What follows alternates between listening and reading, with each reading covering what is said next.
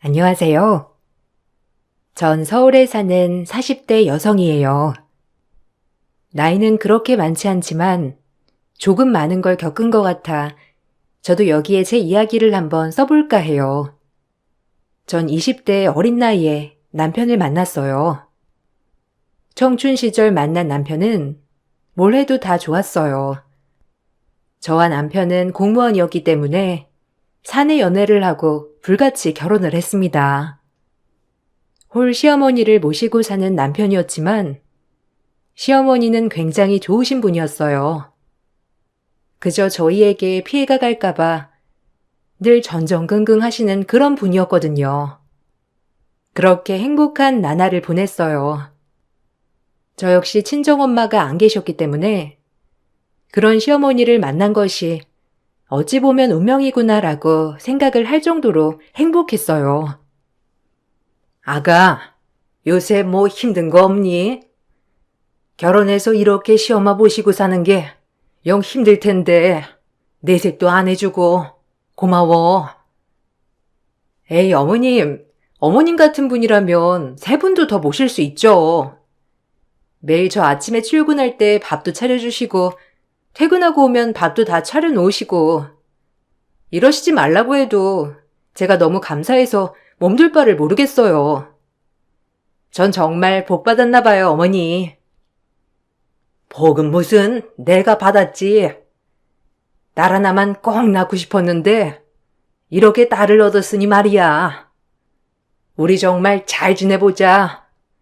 매번 좋을 수만은 없겠지만 혹시라도 나한테 불편한 거 있으면 바로바로 말해줘. 알겠지? 난 언제나 너랑 잘 지내고 싶으니까. 그렇게 말해주셔서 너무 감사해요, 어머니. 이제 친정엄마라고 생각하고 지낼게요. 저희 세 식구 행복하게 살아봐요. 어머님은 늘 저에게 먼저 불편한 걸 물으시는 분이었어요. 친정엄마가 안 계시는 저에게 정말 큰 친정엄마가 생긴 것만 같았죠.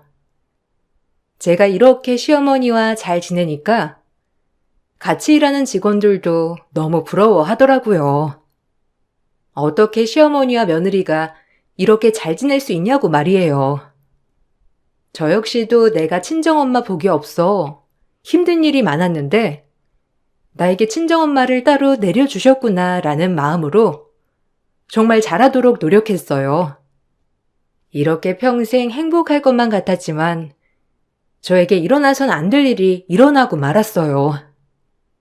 건강하던 남편이 갑자기 시름시름 앓기 시작하더니 짧은 시간에 살이 7kg나 빠져버린 거예요. 정말 이상한 일이었죠. 이상하게 요새 자꾸 살도 빠지고 식욕도 없고 몸이 안 좋은 것 같네. 병원 좀 가봐야 할까 봐. 안색도 안 좋은 것 같고. 그러게. 자기 무슨 문제 있는 거 아니야? 걱정되네. 이왕 검사하는 거 큰 병원 가서 검사 받아보자. 그래도 이런 거 있을 때 바로바로 큰 병원 가야 해. 자기 아프면 안 돼. 나 어떻게 살라고. 그냥 요새 무리해서 그런 걸 수도 있으니까 검사는 받아보자. 그렇게 별거 아니게 생각한 검사. 그저 그냥 요새 무리했을 거라고 생각했어요. 하지만 모든 검사를 한 후 의사 소견은 절 2번 죽이더라고요.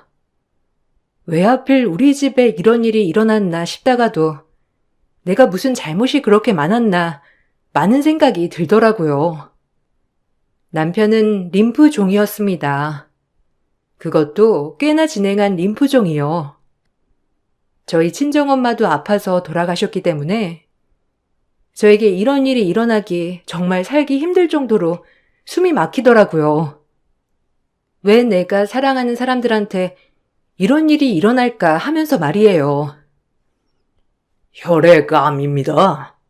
림프종이라고 하죠. 아마 젊으신 만큼 상태가 굉장히 빨리 진행되신 것 같아요.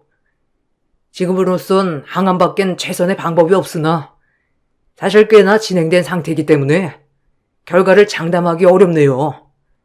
이렇게 말씀드려 정말 죄송합니다. 거짓말. 아니, 그럴 리 없잖아요. 정말 멀쩡하던 사람이 갑자기 이렇게 림프종이라뇨. 왜 우리한테 이런 일이... 젊은 사람도 많이 걸려요. 이제 마음의 준비를 하시고 빨리 치료를 하는 게 생존율을 높이는 가장 큰 방법이에요. 그럼 생존율은 얼마나 되나요? 아니, 무조건 살 수 있는 거죠? 치료만 빨리 받으면요. 갑자기 건강하던 사람이 왜... 죄송합니다. 일단 장담은 못 드려요. 먼저 입원 절차 받으시고 동의서 작성 받을 거니까 밖에서 안내 받으세요. 의사 선생님과 남편은 더 이상 말이 없더라고요. 남편은 사망 선고를 받은 듯이 아무 말도 안 하더라고요. 그날 얼마나 울었는지 어렸을 때 엄마가 돌아가셨을 때보다도 더 울었던 것 같아요. 왜 나한테 이런 일이 2번이나 일어났는지 말이에요. 이 사실을 참아 아들만 바라보고 사시는 어머님께 사실대로 말씀드리기 힘들더라고요. 저보다도 더 충격을 받으실 것 같았거든요. 그리고 저흰 남편의 항암 치료를 위해 남편과 같이 휴직계를 냈습니다. 대사를 하지 않는 건 언젠가 꼭 같이 건강해져서 돌아가자고 말이에요. 회사에서도 저희가 같이 휴직을 하니 난감해했지만 그래도 남편을 위해서 내린 결단이라 많은 분들이 응원해 주셨어요.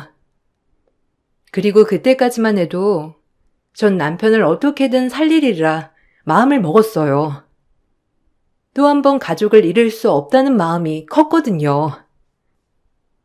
자기 건강해질 수 있어. 그러니까 걱정 마.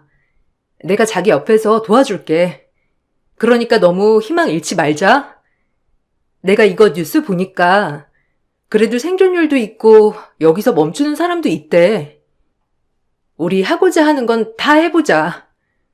그러니까 자기도 희망 잃지 않고 치료받자. 미안하다. 결혼한 지 1년 만에 림프종이라니. 내가 더 미안해. 내 걱정보다 당신 걱정, 그리고 어머님 걱정. 이런 불효가 어딨어? 정말 어떻게 나한테 이런 일이 일어나는 거야? 너무 슬프다. 무너지지 않으려고 했는데 너무 슬프다, 정말. 너무 슬프다고만 생각 마. 자기 나을 수 있어. 내가 알아보니까 좋은 경우도 많으니까 벌써부터 낙담하지 마. 알겠지?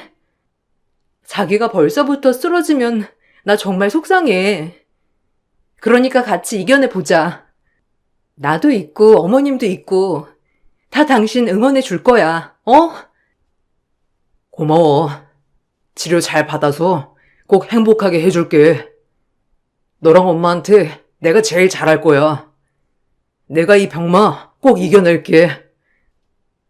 그래. 그렇게 힘내보자. 더 큰 시련도 있는데 이 정도쯤은 넘길 수 있을 거야. 자기는 무조건 내 옆에 있어야 하는 사람이야. 남편의 말이 억장이 무너지더라고요. 하지만 제가 제일 이성적으로 행동해야 한다고 생각했어요. 치료에 들어가는 만큼 이제 항암을 하게 되면 머리도 빠질 것이기 때문에 어머님께 말씀을 안 드릴 수 없었죠.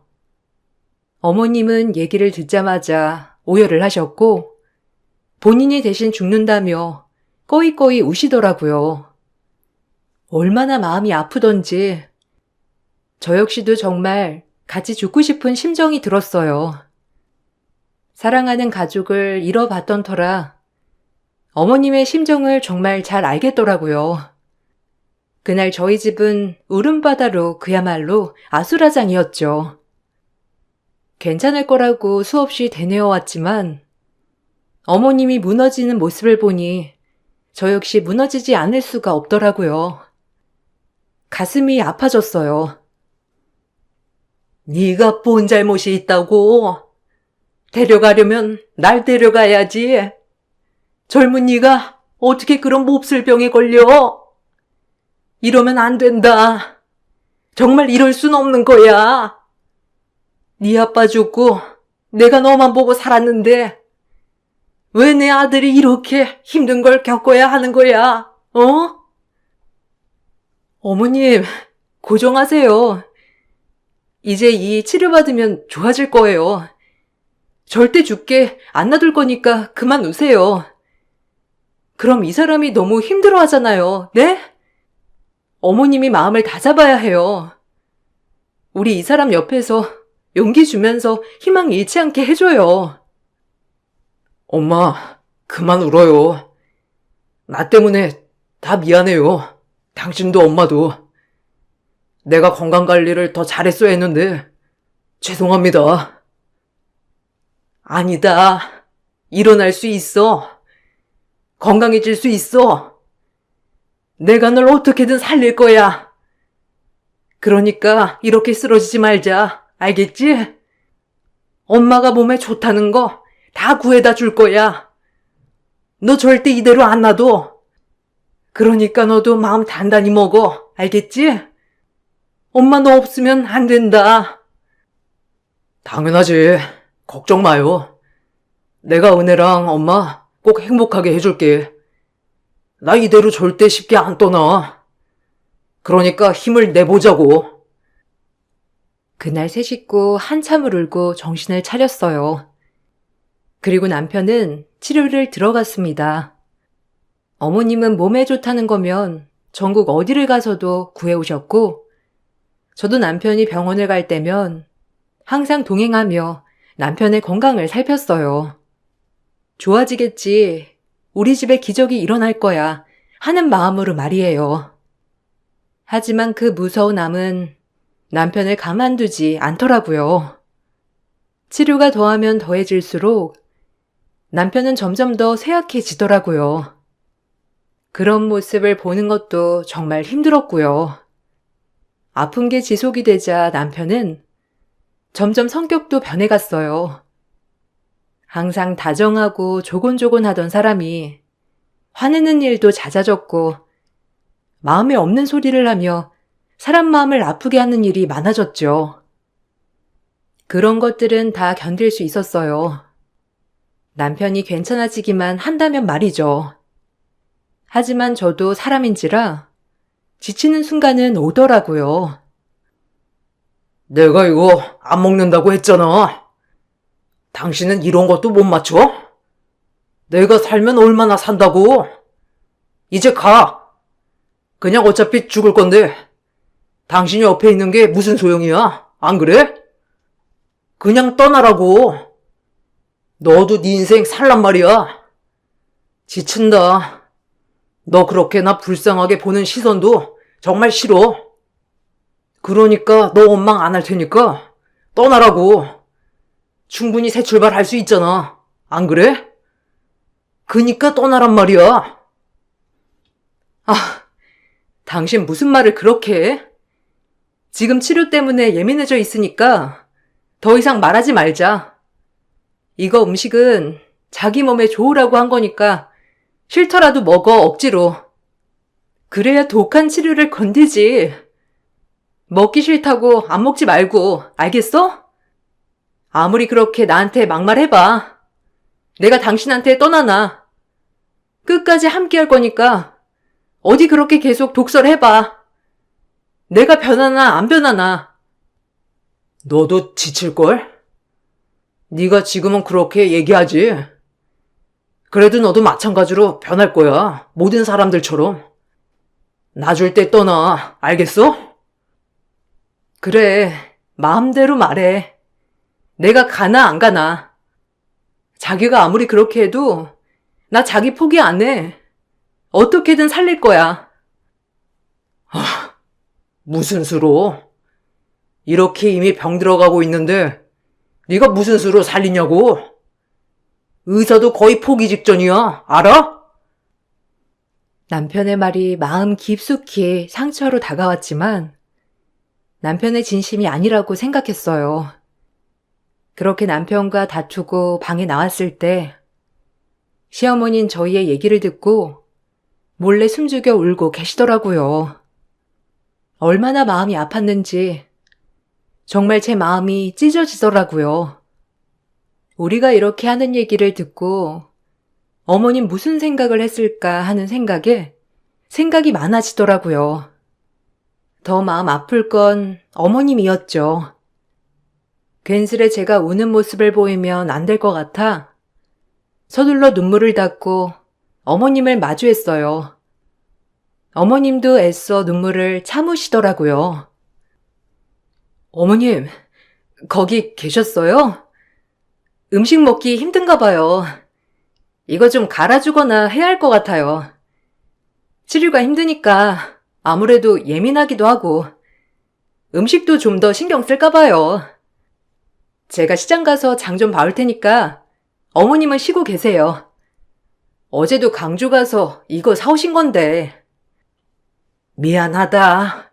너한테 네가 무슨 죄가 있어서 이렇게 파릇파릇한 나이에 남편 수발이나 들고.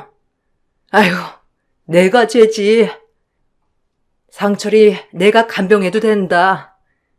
그러니까 너무 힘들게 그러지 마. 너 아무도 원망 안 해. 우리가 미안하지. 가장 예쁠 나이에. 어머님도 그런 소리 하시는 거예요? 그런 소리 마세요. 저 진짜 힘 빠져요. 저도 가족인데 같이 간병해야죠. 상철 씨 꼭 일어날 거니까 어머님도 그런 소리 마세요. 제가 어떻게든 상철 씨 살릴 거예요. 아셨죠? 저 약 좀 내려올게요, 어머님. 시어머니는 저에게 죄인처럼 구시더라고요. 그러면 그럴수록 제가 더 죄송했고요. 친정 아빠와 여동생은 저보고 뭐 하는 거냐며 당장 이혼하고 집으로 오라고 하더라고요. 청춘인 제 나이에 지금 남편의 병수발을 들고 있으니까 말이에요. 주변이 오히려 더 힘들게 하더라고요. 그렇게 몸도 마음도 지쳐가고만 있었어요. 제 인생에서 가장 힘들었던 일이 아닐까 싶어요, 그때가. 하지만 그럴 때일수록 제가 마음을 다잡아야 한다고 생각했어요. 가장 이성적일 수 있는 사람이 저라고 생각했으니까요. 충격받으신 어머님, 몸이 아픈 남편, 오로지 제가 다 챙겨야 한다고 다짐 또 다짐했습니다. 절대 포기하면 안 되니까요. 아니 언니, 그만해. 형부 아픈 거 언제까지 수발들려고 해? 막말로 결혼한 지 1년밖에 안 됐잖아. 아빠가 얼마나 걱정하는 줄 알아? 우리도 생각 좀 해줘, 언니. 그러고 있는 거 보기 너무 힘들어. 어차피 형부 가망 거의 없다며. 형부한테 미안하지만 너 무슨 말을 그렇게 해? 그 사람 내가 꼭 살릴 거야. 이런 말 할 거면 오지 마, 여기. 날 더 힘들게 하는 건 너랑 아빠야, 알아? 내가 선택한 사람 끝까지 내가 책임져. 그러니까 그런 말 마. 너 엄마가 어떻게 돌아가셨는지 잊었어? 우리 엄마도 아파서 돌아가셨어. 근데 어떻게 그렇게 말해? 너 아빠가 우리 다 버리고 떠났다고 생각해봐. 다신 듣기 싫다. 얼른 돌아가. 내 말은 언니가 너무 걱정돼서 그래. 언니 얼굴도 지금 말이 아니라고. 그래서 그런 거야. 그러니까 오해하지 마, 어? 그렇게 동생이랑 한바탕 하고 뒤에선 또 펑펑 울고 남편에겐 아무렇지 않은 척 지냈어요. 하지만 제 바람과는 다르게 남편은 하루하루 더 야위어만 갔습니다. 아무리 치료를 해도 더 이상 좋아지지 않았어요. 그럴 때마다 오는 좌절감은 저를 더욱더 힘들게 했죠. 의사 선생님은 더 이상 남편이 가망이 없으니 이젠 조금 마음을 편하게 해주라고 하더라고요. 사실상 치료를 중단하는 거와 마찬가지였죠. 더 이상의 치료를 해봤자 환자의 마지막이 힘들 수 있다는 말이었어요. 속상했죠. 이젠 남편분 마음을 더 편하게 해주는 게 좋을 것 같아요. 이렇게 치료만 하는 것보다 조금 더 안정되게 집이나 외부에서 시간을 보내는 것도 괜찮아요. 그동안 고생하셨는데 이렇게 말씀드려 정말 죄송하네요. 그동안 너무 고생하셨습니다. 이렇게 환자를 포기하면 안 되는 거잖아요. 네? 아니, 우리 남편 이렇게 살 수 있는데 조금만 더 치료해 주세요. 죄송합니다. 지금으론 그냥 마음 편하게 하고 싶은 거 하다가 가시는 것도 좋은 방법이실 거예요. 제가 드릴 말씀은 여기까지예요. 의사 선생님의 말에 마음을 다잡고 이제 남편과 추억을 무작정 쌓아보자는 생각에 닥치는 대로 추억을 쌓았어요. 어머님도 마음을 많이 비우셨는지 남편과 제 마음을 편하게 해주려고 노력하셨고요. 오히려 병원을 가지 않으니 힘든 치료를 하지 않아도 돼서 남편도 얼굴이 편해 보이더라고요. 하지만 극심한 통증은 어쩔 수가 없었죠. 매일같이 진통제를 달고 살며 버텼어요. 그리고 남편은 의사 선생님의 말이 끝나고 6개월 뒤에 편하게 마지막을 맞이했어요. 저에게 미안하다는 말과 함께요. 고맙다. 내가 너한테 무슨 말을 할까? 고마운 마음밖에 없어. 그러니까 행복해져야 해. 무조건. 나 만나서 괜히 고생만 시킨 거 아닌가. 죄책감도 들지만 이제 마음껏 날아가. 젊은 나이 희생하지 말고 행복하게, 알겠지? 너 만나서 너무 행복했어. 그런 말 마. 제발 그런 말 하지 마. 내가 가긴 어딜 가? 당신 없으면 나도 없는 거야. 그러니까 좀만 더 힘내보자. 하루만, 더 하루만. 내가 그동안 모진 말 참 많이 했지? 진심 아니라는 거 알아줬으면 해. 그래도 마지막에 이렇게 편히 눈 감을 수 있어서 좋아. 이 말을 끝으로 남편은 제 앞에서 눈을 감았어요. 마음을 비우고 생각했던 일이었지만 막상 현실이 되니 생각할 겨를조차 없이 슬프더라고요. 얼마나 울었는지 정신이 못 차려질 만큼 울었어요. 한참을 울고 있을 때 시어머니가 저에게 말씀하시더라고요. 오히려 어머니는 마음을 많이 내려놓으셨는지 단단한 말투와 함께 저에게 냉정하게 쏘아붙더라고요. 그 모습이 더 아파졌습니다. 고생했어. 너도 마음이 많이 안 좋을 텐데 친정 가서 마음 좀 추스르고 이제 너 인생 살아라. 내가 너한테 해줄 수 있는 게 이것밖에 없어. 아마 그래야 상철이도 편할 거야. 꽃다운 청춘 이렇게 보내지 말고 이제 너만을 위해서 살아. 알겠지? 아니요, 어머니. 그럴 수 없어요. 왜 저를 자꾸 가라고만 하시는 거예요? 네? 그렇게 말씀하지 마세요. 어디를 가라고 자꾸. 산 사람은 살아야지. 이제 훨훨 날아가. 예쁠 나이 마음껏 즐기란 말이야. 너 고생한 거 다 알아. 그러니까 아무도 비난 안 한다. 어머니, 정말 너무하시네요. 이렇게 남처럼 평생 제 친정엄마가 되어주신다면서요. 이제 이렇게 절 내치시는 거예요? 그래, 친정엄마는 무슨? 이제 너랑 나랑은 정말 남남이야. 그러니까 질척거리지 말고 네 인생 살으란 말이야. 나도 편하게 살고 싶다. 혼자서 그냥 헐벌 다 털어내고 살고 싶어서 그래. 너 얼굴 보면 우리 아들 얼굴 떠올릴 거고 그러면 나 힘들어. 그러니까 그냥 모른 척하고 살자. 어차피 남남이었으니 지금 이후로부터 남남으로 살잔 말이야. 나 원망 말고 나중에 고마워할 거다. 어머니, 너무하시네요. 어떻게 이렇게 바로 절 내쳐요? 상철 씨 없는 전 어머님한테 아무것도 아니었나요? 그래. 그러니까 장례 다 치르거든 떠나. 다신 안 보고 싶다. 너 보면 상철이 생각나서 힘들 거야.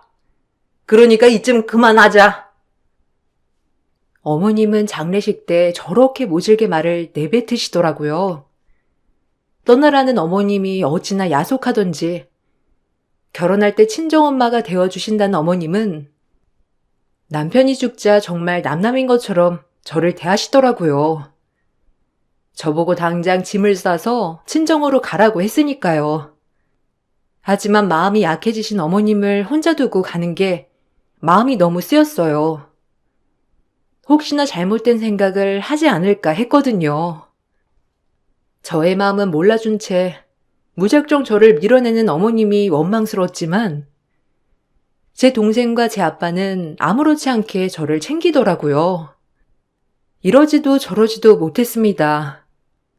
시어머니를 챙겨야 할 것 같은데 동생과 친정아빠는 절 먼저 챙기라고 했으니까요. 이제 할 일 다 했잖아. 언니도 마음 좀 추스르고 새로 시작해. 알겠어? 사돈어른이 저렇게 얘기하는 건 정상이야. 알아? 개념이 있으셔서 다행이지. 같이 살자고 했어봐. 그게 뭐야? 그러니까 원망 말고 언니 인생 살아 이제. 안타깝지만 살 사람은 살아야지. 그래. 네 마음 아빠가 다 헤아릴 순 없다만 아빠는 내 딸이 더 소중해. 그러니까 마음 추스르고 집으로 들어와. 알겠지? 다들 정말 모지네요. 어떻게 그렇게 쉽게 얘기할 수 있어요? 아무리 저를 위해서라지만 어떻게 어머님을 저렇게 혼자 내버려 두냐고요. 어머님한텐 이제 아무도 없는데 전 아빠랑 동생이라도 있지. 어머님은 이제 완전 혼자라고요. 언니만 생각해. 언니가 중요해 우리는. 언니 마음부터 돌보란 말이야. 우리한텐 언니가 제일 소중하니까. 그렇게 모든 장례를 다 마치고 시어머니의 집으로 갔지만 어머닌 제 짐을 문 밖으로 놔두시고 아예 문도 안 열어주시더라고요. 아무리 저를 위해서 하는 일이라곤 하지만 이렇게 마지막 얼굴도 안 보고 저를 내치시는 게 원망스럽더라고요. 제가 아는 어머님은 이런 분이 아니었거든요. 이제 남편이 없으니 완전 나는 시어머니에게 아무런 존재도 아니구나라는 생각도 들었어요. 그리고 시간이 좀 흘러 마음 좀 추스르고 어머님 댁에 찾아갔어요. 혹여나 하는 마음에요. 마무리를 좋게 지어야 할 것 같아 갔더니 어머님은 집을 팔고 다른 집으로 이사를 하셨더라고요. 그렇게 어머니와의 소식은 일체 끊겼습니다. 참 그동안 내가 어머님께 뭘 했는지 이런 생각만 들더라고요. 아무리 며느리라고 하지만 어머님에게 나는 그저 아들의 아내, 그 이상도 아니었구나라는 생각이 들면서 원망만이 가득했죠. 저 역시도 이제 어머니를 찾지 않으리란 마음을 갖고 시간을 보냈어요. 그렇게 시간이 약이라는 말이 맞는 게 마음은 아프지만 산 사람은 사라지더라고요. 복직도 하고 승진도 하고 저 역시 제 인생을 열심히 살아갔습니다. 가끔 마음속에 울분이 올라올 때도 있었지만 그래도 나름 즐겁게 살아가려고 애썼어요. 그로부터 9년이란 시간이 지났죠. 전 예전의 제가 아니었어요. 그동안 연애도 하고 새로운 남자친구도 만들어 재혼을 앞두고 있었거든요. 저의 인생에 변화가 많이 생긴 9년이었죠. 이렇게 행복해도 되나 싶을 정도로 살았습니다. 중간중간 전남편과 어머님 생각에 힘들 때도 많았지만 어머님이 날 내쳤다는 그 분한 생각에 오히려 마음을 바꿔먹기도 했죠. 그렇게 전 달라지고 있었어요. 그래도 걱정했는데 언니 이렇게 마음 다잡고 지내서 너무 다행이야. 더군다나 너무 좋은 형부 같은 사람도 만나고 그래, 맞아. 다행이지. 참 죽을 것 같이 슬픈 것도 시간이 지나니까 잊혀지더라. 나도 참 간사하지? 가끔 상철 씨가 생각날 때가 있지만 너무 미안해서 떠올리기가 그래. 난 이렇게 잘 살고 하는데 상철 씨만 힘들어했던 거 아닌가 해서. 에이, 그게 왜 언니 탓이야. 언니는 할 만큼 했어. 그러니까 그렇게 생각 마. 곧 결혼하는데 좋은 생각만 해야지. 언니가 좋은 사람이니까 곁에 좋은 사람들만 가득한 거야. 어쨌든 결혼 축하해. 내가 제일 축복하는 거 알지? 너무 다행이야. 고마워. 어머님은 잘 지내실까? 가끔 궁금하기도 해. 그래도 혼자인 분인데 모진 생각은 하지 않는 건지 걱정도 되고. 사돈 어르신 꼿꼿한 분이잖아. 아마 잘 사시고 계실 거야. 언니는 언니만 생각해. 새 신부가 그런 거 저런 거 신경 쓰지 말고. 그래도 결혼할 때가 되니까 참 보고 싶네. 나 첫 결혼할 때 어머님이 친정 엄마 안 계시다고 이것저것 다 챙겨서 해주셨는데. 그렇게 동생은 제가 새 출발은 하는 것을 무척이나 좋아했어요. 저 역시도 이렇게 옆에서 축하해주니 참 좋더라고요. 하지만 마음 한편에 아픈 추억이 있는 만큼 온전히 좋아하진 못했습니다. 약간 불편한 마음을 가지고 시작하는 재혼이었죠. 그리고 전 결혼해서 시어머니가 저에게 친정 엄마처럼 해주었던 것이 생각이 나 또 한편으로 슬픔이 밀려오더라고요. 그렇게 마음을 굳게 먹고 전 재혼을 하게 되었어요. 재혼식 당일 신부 대기실에서 친구들을 맞고 친척들을 맞이하는 순간이었죠. 누군가 한복을 입고 눈물을 훔치며 들어오시더라고요. 순간 제 눈을 의심했어요. 그분은 다름 아닌 제 전 시어머니였죠. 순간 너무 놀라기도 했고 당황하기도 했지만 제일 먼저 드는 생각은 반가움이었습니다. 얼마나 보고 싶었던 얼굴이었는지 보자마자 눈물이 왈칵 나더라고요. 그리고 이렇게 볼 수 있다는 사실이 너무 좋았고요. 마음 한편엔 원망은 사라지더라고요. 아가, 축하한다. 아이고, 너무 예쁘네 우리 아가. 이 돈을 꼭 받아주겠니? 그래도 이렇게 웃는 거 보니까 너무 좋다. 아니, 어머님, 여긴 어쩐 일로... 죄송해요. 제가 진작 찾아뵀어야 했는데 너무 죄송합니다. 이런 모습 보여드려서 더 죄송해요. 괜찮아. 너 잘 지내는 거 보니까 너무 좋다. 내가 해줄 수 있는 게 이것밖에 없어서 어떡하니? 미안해. 그리고 잘 살아줘서 너무 고맙다. 네가 이렇게 씩씩하게 살아주니까 다른 거 다 필요 없고 너무 고맙고 기특해. 내 원망 많이 했지? 왜 이렇게 소식을 딱 끊으셨어요? 제가 얼마나 걱정했는데. 그래도 연락이라도 하고 지낼 수 있는 거잖아요. 안 그래요? 그땐 그럴 수밖에 없었어. 내가 마음을 단단히 먹지 않으면 너도 기울게 생겼는데 어쩌니. 이해해줘라. 그래도 이렇게 예쁜 모습 볼 수 있어서 내가 지금 얼마나 기쁜지 몰라. 얼굴도 많이 좋아지고 참 역시 예쁜 우리 아가답다. 고마워 정말. 시어머니의 얼굴을 보자 친정 엄마의 얼굴을 본 것처럼 눈물이 왈칵 쏟아지더라고요. 시어머니가 건넨 돈 봉투에는 무려 2천만 원이 들어 있었어요. 거절할 틈도 없이 주변 가방순이에게 전달을 해주시고 식장으로 들어가시더라고요. 그리고 잠시 후 바로 식이 시작되었어요.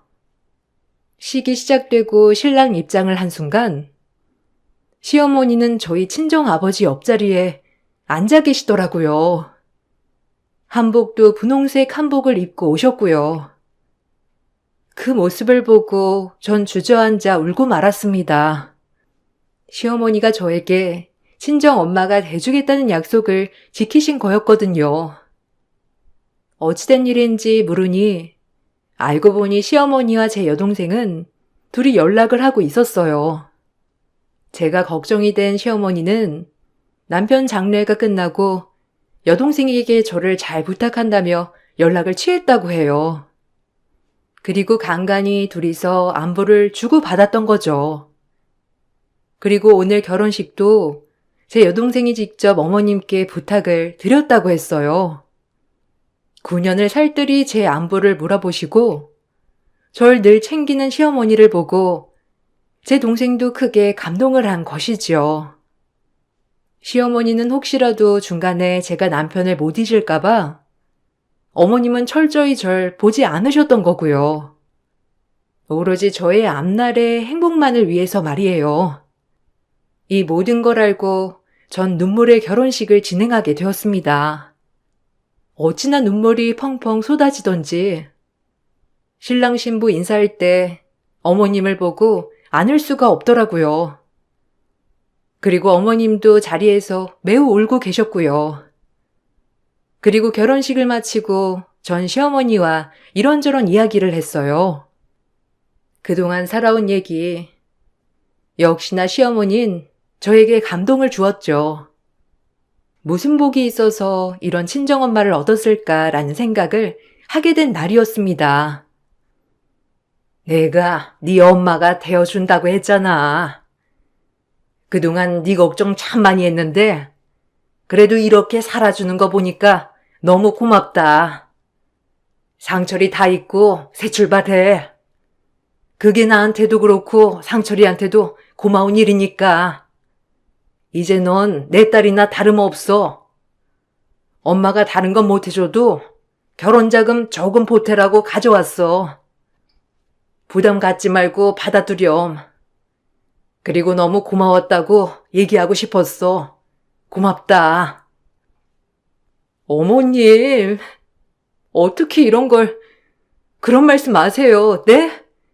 제가 죄송하죠. 이런 모습 보여드리고, 어머님 마음이 그게 아니실 텐데. 아니야.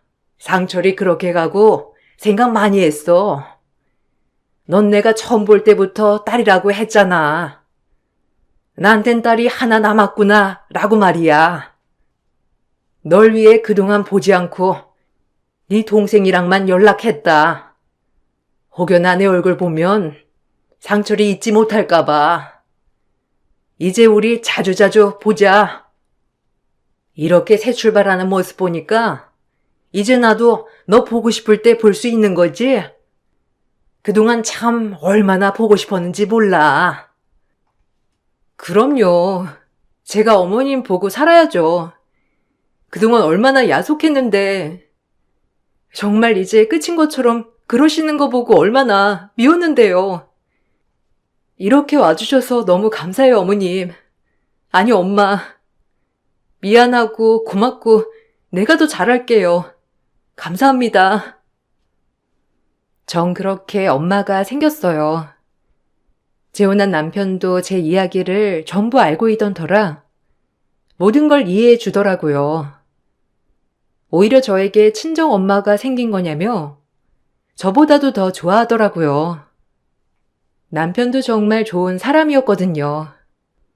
오히려 이렇게 일이 되자 오히려 저에게 없던 친정 엄마라면서 다 받아들여 주었고요. 재혼한 남편에게도 정말 고마운 마음이 커지더라고요. 좋다. 자기가 밝아진 것 같아서.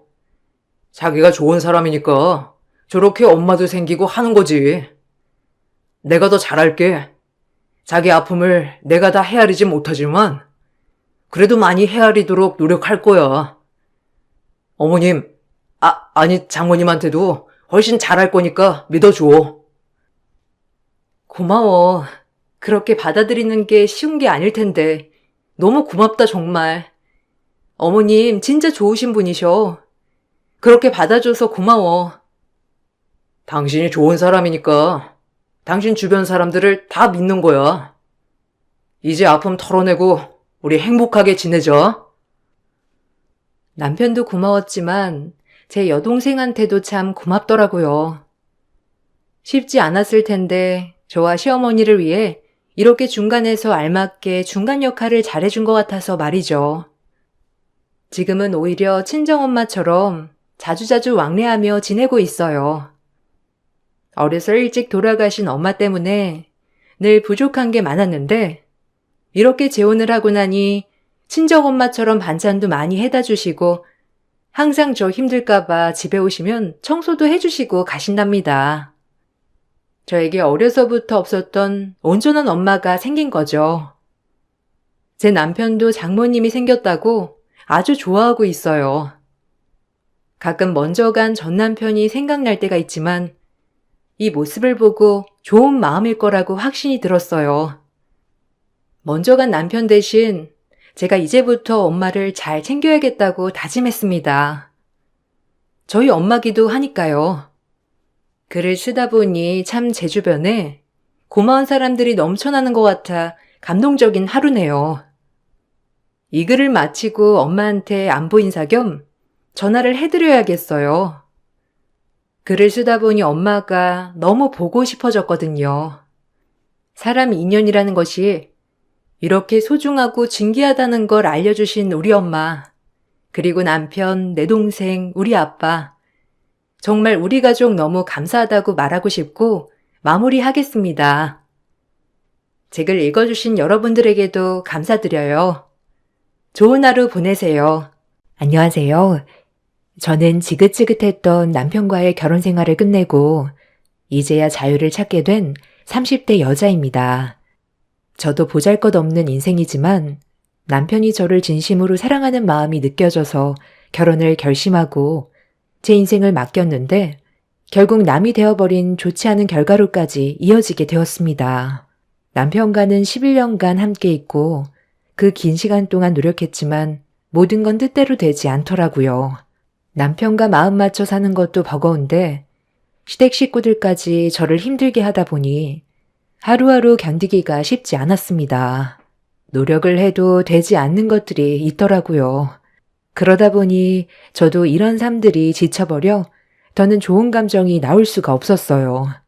처음 남편과 결혼했을 때는 서로 가진 것도 없이 시작해도 제가 의지할 사람이 있다는 거에 감사했고 너무 행복했었는데 임신을 하면서부터 제 인생은 180도 달라지게 되었습니다. 둘이 벌어도 많이 힘든 상황인데 자리도 잡기 전에 임신부터 했다고 시댁 식구들에게 욕을 한 바가지 먹었어요. 그때부터 삐걱거리기 시작한 삶은 결국 이혼까지 치닫게 되었습니다.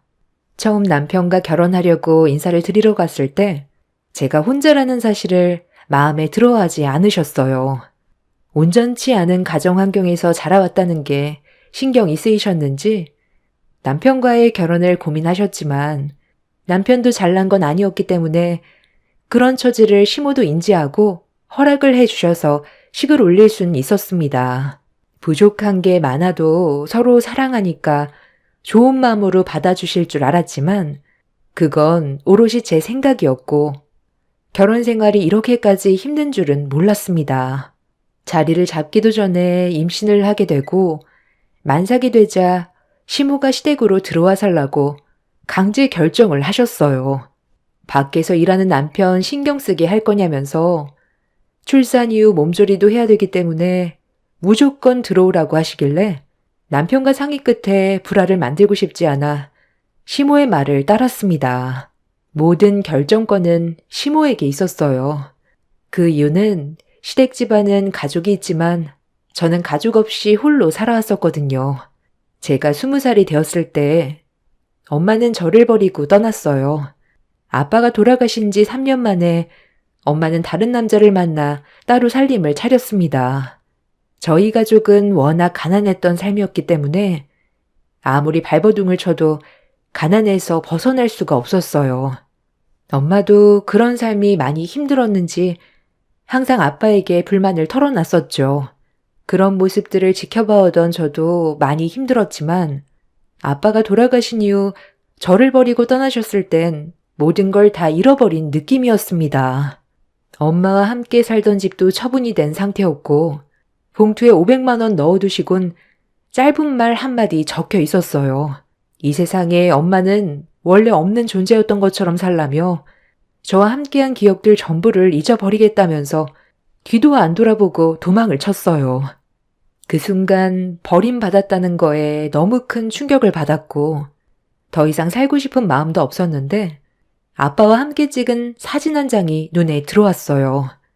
행복했던 그런 기억들이 스쳐 지나가면서 아빠가 저를 보며 웃고 있는 모습이 꼭 살아야 된다고 얘기하는 것 같은 느낌이 들었습니다. 그래서 이대로 생을 마감하기에는 너무 억울하고 분해서 열심히 앞만 보며 살아왔던 거고 그런 삶을 살아오면서 남편을 만나게 된 거였죠. 가족에 대한 그리움을 시댁 식구들이 채워줄 수 있을 거라고 생각했는데 그것도 아니었어요. 제 생각과는 전혀 다른 결혼 생활이었지만 그래도 가족이 없는 것보단 있는 게 의지할 곳이 있다는 거에 감사하며 살아왔습니다. 엄마한테 버려진 거에 비하면 버틸만 했었는데 세월이 지나면서 제 마음에도 점점 병이 들었었나 봐요. 출산 이후 시댁에서 몸조리 받을 때부터 시작해 현재까지 11년의 시댁 생활을 하는 동안 몸도 마음도 지쳐버린 것 같았습니다. 언제부터인가 시모가 무슨 말을 해도 귀에 들어오지가 않더라고요. 무기력해진 제 자신을 보고 있을 때면 한계라는 걸 느낄 수가 있었습니다. 얘, 너 무슨 생각을 그리 하는 거야? 고기가 다 타고 있잖아. 음식 하다 말고 왜 멍하니 서 있는 거야? 내가 잔소리 좀 했다고 지금 반항하는 거니? 아유, 이리 나와봐라. 하기 싫으면 말을 하던지. 비싼 소고기 전부 다 태워 먹었잖니. 뭐 하나 시켜도 똑 부러지게 하는 게 없어. 가정부였던 너희 엄마가 오죽 답답했으면 너를 버리고 떠났겠어? 나 같아도 너를 버렸겠다. 어떻게 된 게 10년 전이나 지금이나 변한 게 하나도 없냐? 매일 눈 뜨고 눈 감을 때까지 잔소리 듣는 거 지겹지도 않아? 갑자기 왜 가정부 얘기가 나오는 건데요? 그 사람이 가정부였던 게 무슨 상관인 거죠? 이런 식으로 트집 잡으려고 그 사람에 대해 물어본 거였어요? 네가 하는 짓을 봐봐라. 비싼 소고기는 다 태워 먹고 좋게 해주고 싶어도 달라지는 게 없으니 좋은 말이 나가겠니? 너 왜 등원 보내고 해야 될 일을 안 한 거야? 애 등원 보내고 바로 집안 청소하고 아침상 준비하라고 했는데 커피를 마시고 있어? 요즘 아주 막 나가려고 작정을 한 거지? 내가 지금 화가 치밀었는데도 최대한 참고 있는 중인 거 알면서 왜 나를 계속 건드려? 한번 해보자는 거야? 너 이 집에서 쫓겨나고 싶니? 내쫓기면 갈 데도 없는 게 어디서 지금 누나를 부라리면서 혜미를 노려봐? 너는 내 집에서 평생 군말하지 않고 가정부 역할이나 하면서 살면 되는 거야.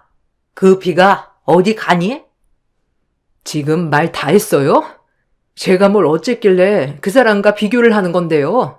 저도 좀 쉬고 싶어서 아침에 정신없이 아이 등원 보내고 숨 좀 돌릴 겸 커피 한 잔 했어요. 그런데 그게 그렇게 잘못된 일이에요? 제 입에 커피 한 잔 들어가는 게 꼴 보기 싫어 죽겠어요? 이런 식으로 살 바엔 차라리 그냥 나가서 사는 게 낫겠어요. 저도 더는 참기가 힘들어요. 어머님한테 받는 스트레스가 너무 커서 우울증까지 왔다고요. 저를 계속 막대한다면 그 사람과도 그만 끝낼 거니까 그런 줄 아세요. 이 집안에 제 편도 없고 저를 위해주는 사람 단 한 명도 없는데 지금까지 참아왔던 이유가 뭔 줄 아세요? 저는 한번 버림받은 존재니까요.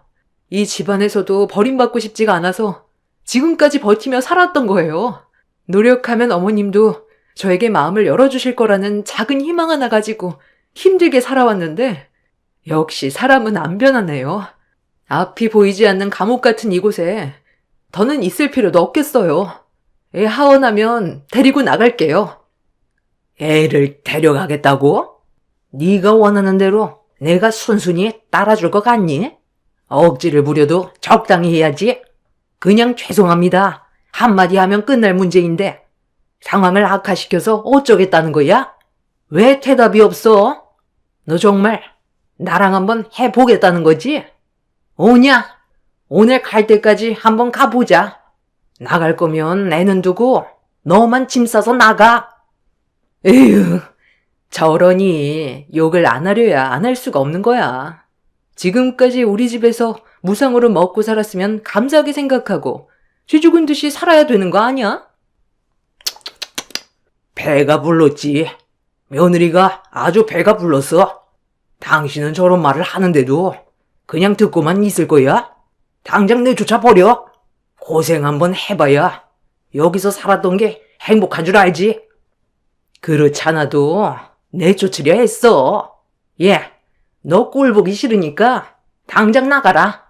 여기서 아무것도 들고 갈 생각 말고 맨몸으로 나가거라. 들어올 때도 맨몸으로 들어왔으면 나갈 때도 맨몸으로 나가야지. 그리고 너는 어미라는 게 너만 고생하면 되지. 자식까지 버림받게 만들 거니? 내 손주는 절대 못 주니까 너만 나가라. 시모는 제가 고생 좀 해봐야 정신을 차릴 것 같다면서 내쫓으려 하길래 제 아이는 데리고 가겠다고 하자 갑자기 현관문 앞에 있는 빗자루를 들더니 저에게 마구잡이로 휘둘렀어요. 이성을 잃은 시모의 행동에 맨몸으로 도망을 나오게 되었고 하원하는 제 아이를 시부가 먼저 데리고 가버려 한참 동안 시댁 앞에서 아이를 보내달라고 얘기했지만 굳게 닫힌 문은 열리지 않았습니다. 아이 걱정에 저녁 시간이 될 때까지 집 앞에 서 있다가 퇴근한 남편과 마주치게 되었습니다. 잘하는 짓이다. 네가 이러니까 욕을 먹는 거야. 왜 쓸데없는 일을 키워서 상황을 안 좋게 만들어? 우리 어머니가 당신 얼굴 평생 보고 싶지 않다고 하셨어. 나도 이런 삶이 이젠 지친다. 언제까지 뒤에서 이런 관계를 지켜봐야 되는 거야? 그동안 할 만큼 했다고 생각해. 어차피 오래 지속되지 못할 거라는 거 알고 있었잖아. 애는 우리가 키울게. 가뜩이나 없는 형편인데 냉전 한 푼 없는 당신이 애를 데리고 가서 뭐 어떻게 살려고? 당장 집 하나 구하는 것도 힘들잖아. 나랑 이혼하고 위자료 얼마나 받을 수 있을 것 같은데? 원룸 하나 겨우 받을 수 있을 정도밖에 못 받을걸? 우리 집안 빚 갚는데 돈 다 나가고 모아둔 재산도 없는데 당신한테 줄 위자료가 어디 있겠어?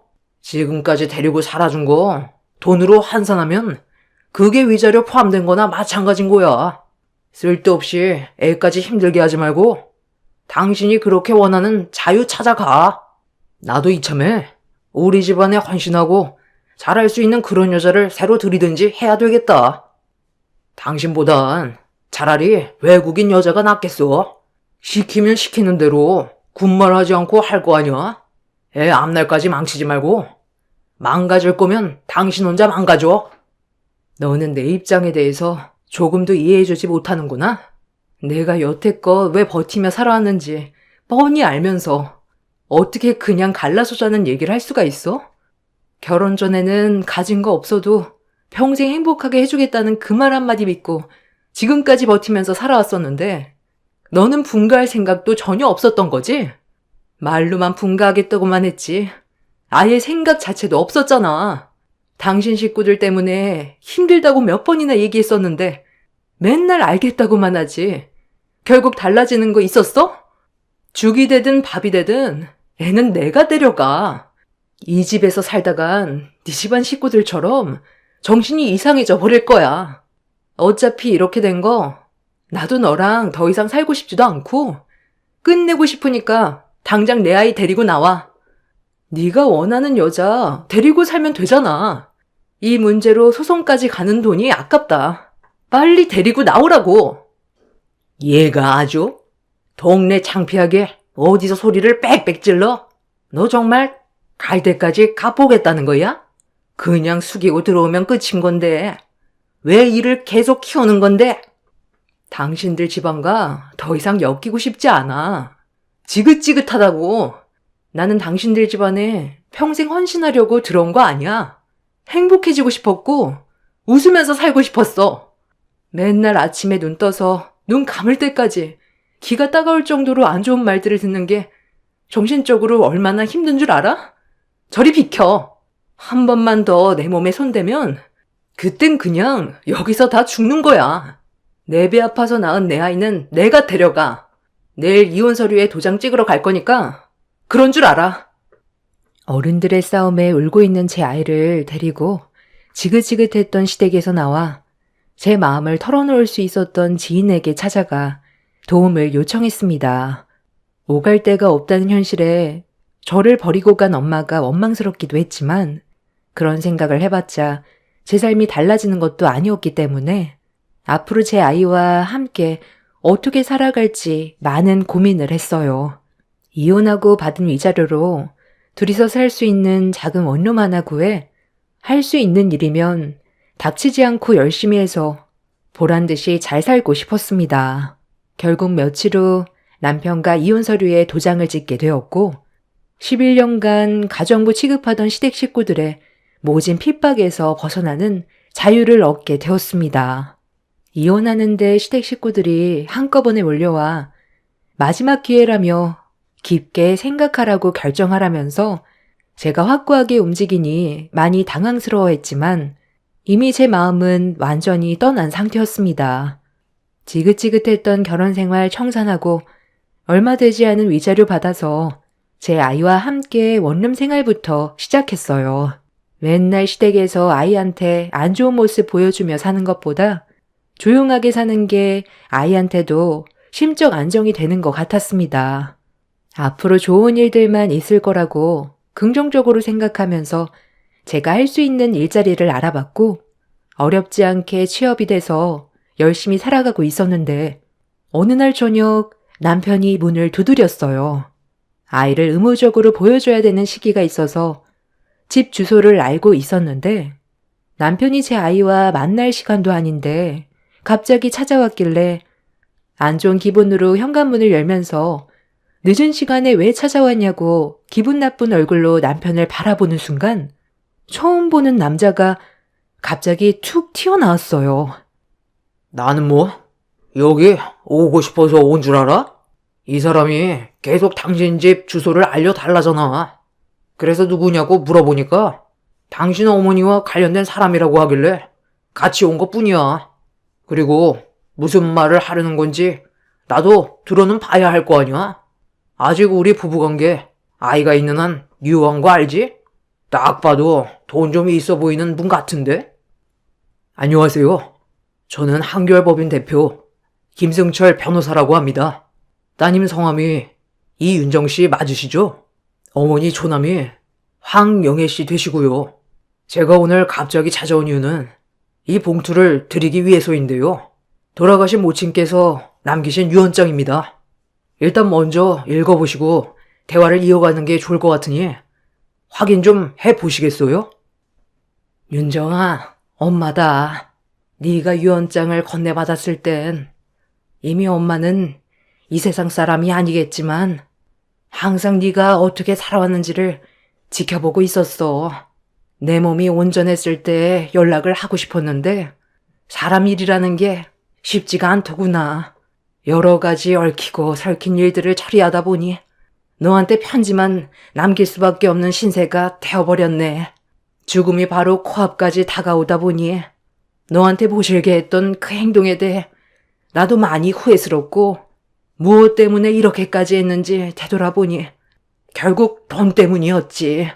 가난한 삶에서 벗어나고 싶었던 내 마음이 그때 당시 너무 컸기에 당장 놓칠 수 있을지 모를 많은 재산을 모른 척 할 수가 없었어.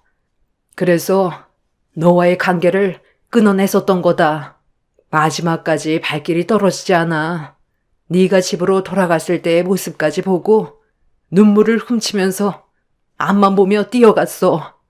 그리고 나는 내 몫을 차지하기 위해 병들어 가고 있는 한 사람과 한국을 떠났었다. 많은 걸 설명할 순 없지만 너도 어느 정도는 알고 있었을 거야. 너희 아빠와 결혼 생활하면서 엄마가 다른 남자를 만나고 있었다는 것을.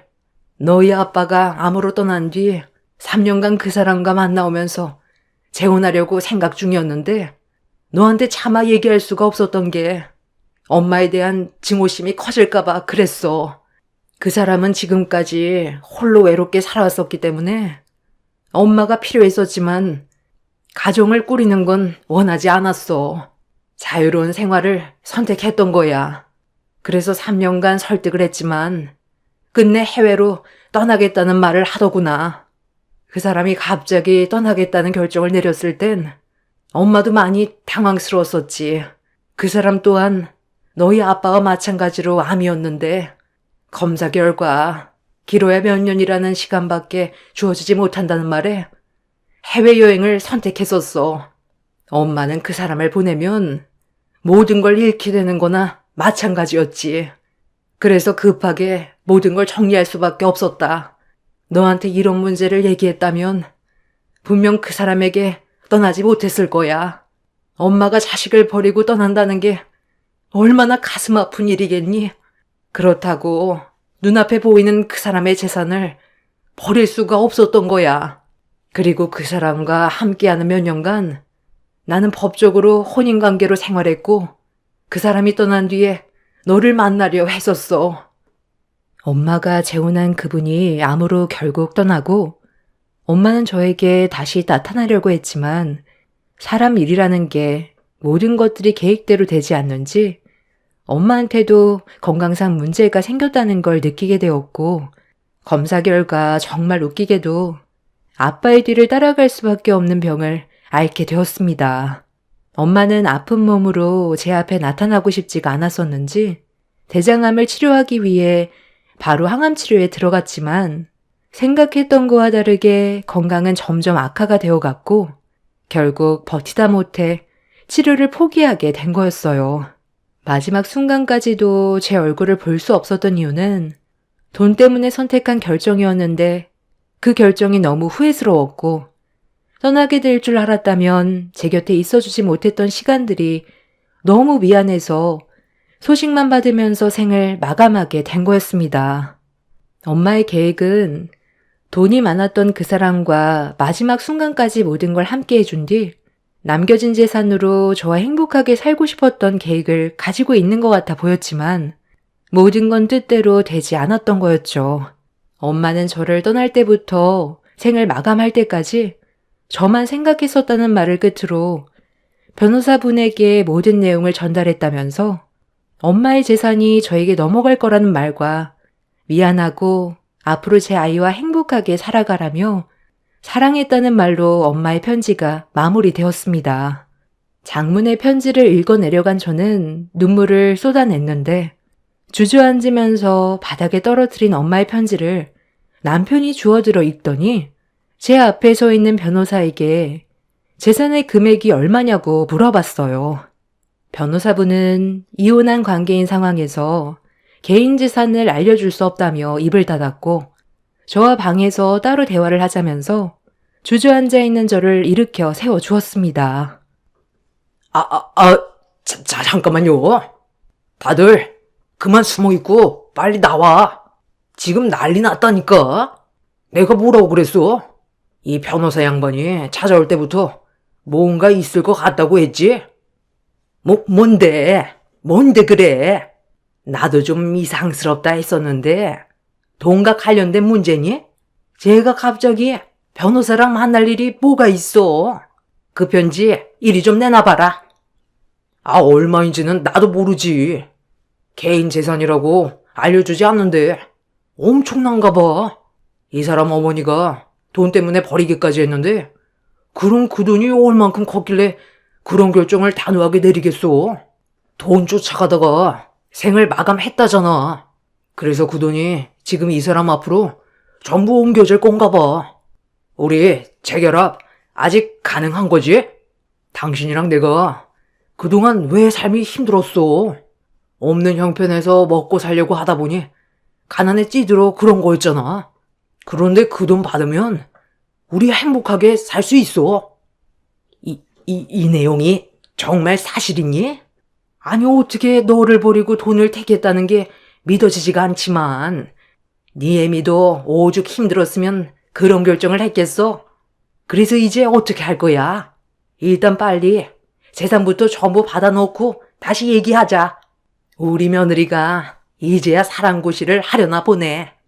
그동안 무상으로 먹여주고 채워준 보람이 이제야 성과를 보는구만. 여보, 우리도 이제 사람답게 살 수 있겠어. 앞으로 고생 끝, 행복 시작이야. 며느라, 오늘 먹고 싶은 거 말만 해라. 아직 뭐가 어떻게 돌아가고 있는 건지도 파악도 안 됐고, 우리 엄마 장례도 못 치러드렸는데, 앞으로 잘 살아보자고? 저 지긋지긋한 놈이랑 이혼 서류에 도장 찍었고, 법적으로 완전한 남이 됐는데, 내가 왜 너희 집에 다시 기어 들어가? 당장 내 집에서 나가. 한 번만 더 발을 들이면 주거 침입죄로 신고할 줄 알아. 아유, 며느라. 그때는 서로 감정이 너무 안 좋아지다 보니까 그랬던 거지. 나는 너를 다시 받아줄 생각이었다. 시애미가 오죽했으면 그랬겠니? 다 잘 살자고 그런 거지. 내가 분명 얘기했을 텐데 한 번만 더 들어오면 그땐 주거 침입죄로 신고하겠다고. 내 허락 없이 들어왔으니 이건 정당방위지. 전시댁 식구들은 저와 더 이상 아무 연관도 없는 남인데 저희 엄마가 떠나고 남긴 재산이 많다는 이유로 저에게 다시 접근하려 들었어요. 막무가내로 집안으로 들어오려 하길래 몇 번이나 경고를 했지만 이미 그 인간들은 돈 때문에 얼굴에 철판 깔고 막무가내로 들이닥쳤습니다. 결국 더 이상 참지 못한 저는 그 인간들을 향해 찬물을 한 바가지 부어버렸고 그 자리에서 경찰서에 주거 침입죄로 신고를 넣었습니다. 그 인간들은 제가 너무 흥분한 것 같다면서 어느 정도 진정이 되고 난 이후 다시 얘기하자며 더 이상 제 심기를 건들지 않았습니다. 그렇게 한바탕 뒤집고 난 이후 변호사와 다시 한참 동안 대화를 나눴고 저는 안치실에 안치되어 있는 엄마의 장례를 치러 드렸습니다. 매몰차게 뒤도 안 돌아보고 떠날 땐 언제고 차가운 몸으로 돌아온 엄마의 모습을 보니 너무 가슴이 아파졌습니다. 그동안 보고 싶어도 죄책감 때문에 저를 볼 수 없었던 엄마가 얼마나 힘들었으면 핏기가 하나도 없이 얼굴에는 그늘진 모습이었어요. 자식의 도리로서 엄마의 장례를 정성껏 치러드렸고 변호사의 도움을 받아 엄마의 재산을 제가 힘들이지 않고 받을 수가 있었습니다. 가난에 찌들어 돈이 없던 시절 가정부 생활을 하면서 입에 풀칠하던 때와 다르게 세상을 떠난 엄마의 신분은 돈이 많았던 사모님으로 바뀌어 있었지만 이렇게 떠나고 나니 인생이 참 허무하게만 느껴지더라고요. 도대체 무엇을 이루기 위해 돈만 보고 악착같이 살아왔나 싶어요. 아무리 부족하고 힘들어도 저와 함께 했었으면 저도 이런 삶을 살진 않았을 텐데 과거를 되돌아보면 그때 당시 엄마의 선택이 많이 아쉽습니다. 좋은 추억 하나 만들지 못하고 달랑 편지 한 통에 모든 걸 정리해버린 엄마의 행동이 마음 아프지만 저를 위해 선택했던 결정이었다고 좋게 생각하고 살아가려 합니다. 엄마가 저에게 남겨두신 재산은 총 50억 정도 됩니다. 갑자기 너무 큰 돈이 들어와서 어떻게 해야 할지 모르겠고 이 돈을 제가 온전히 받는 것도 죄스럽게만 느껴집니다. 저희 엄마는 떠났는데 저와 제 아이만 행복하게 잘 살 자격이 되는 걸까요?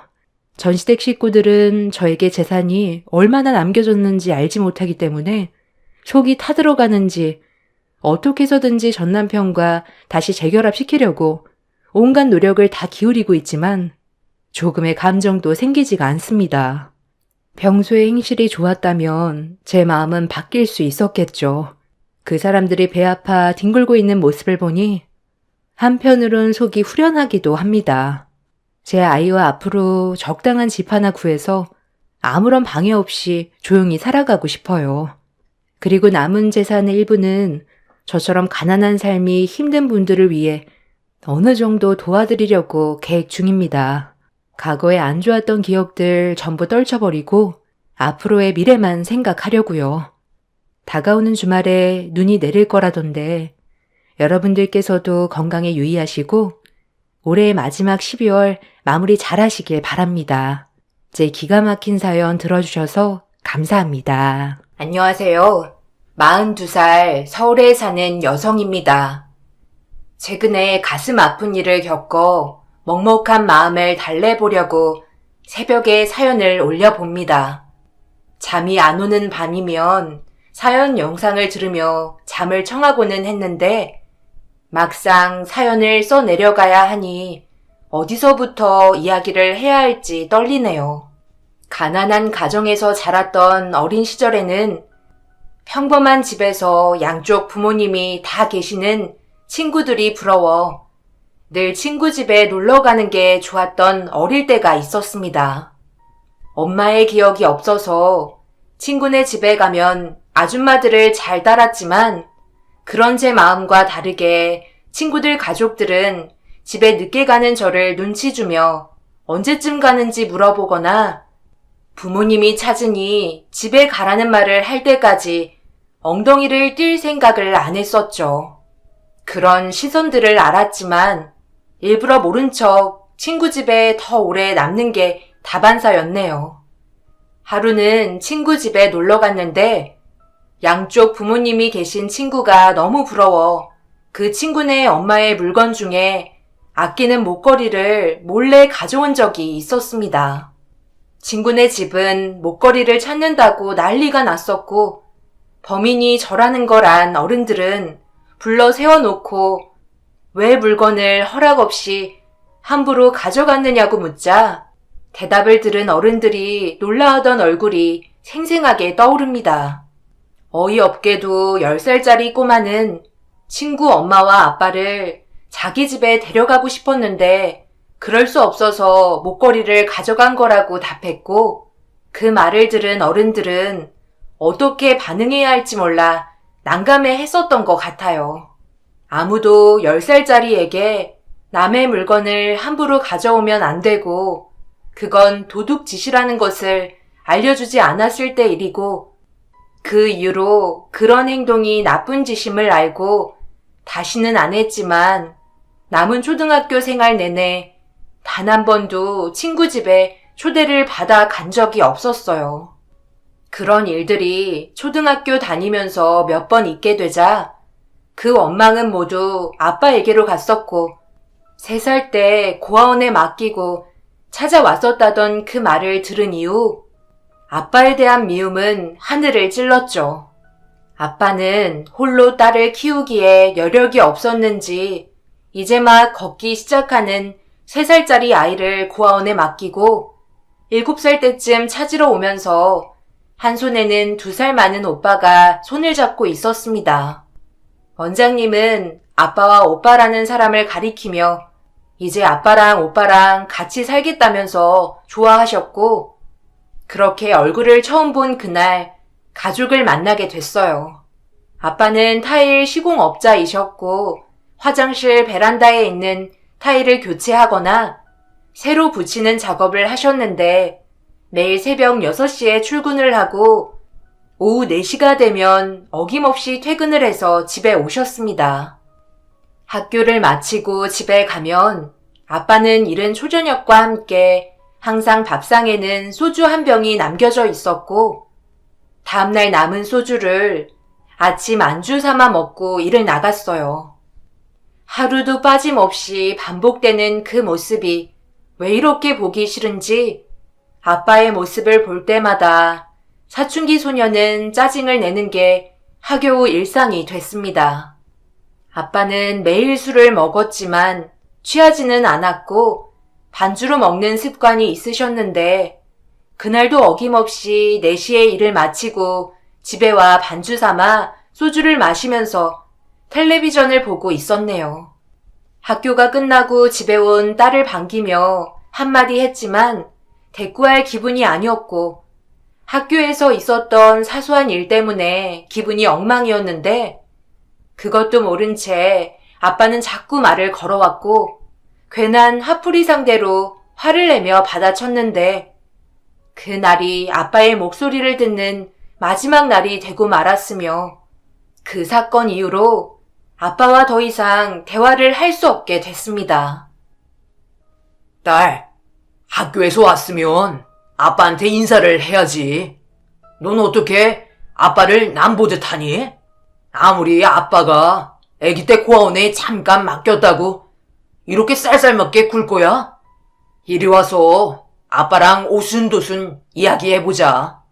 다른 집 딸들은 용돈 받겠다면서 억지로 와서 미주알 고주알 떠든다던데 우리 딸은 찔러도 피 한 방울 안 나올 거야. 아빠가 누누이 이야기하지만 그때는 정말 어쩔 수 없었어. 네가 너무 어려서 아빠가 보는 게 보통 힘든 일이 아니었거든. 그래도 이렇게 찾았는데 아빠 너무 서운하다. 그러지 말고 우리 딸 뭐 가지고 싶은 거 없어? 말만 해. 아빠가 다 사줄게. 아빠 오늘 돈 많이 벌어왔어요.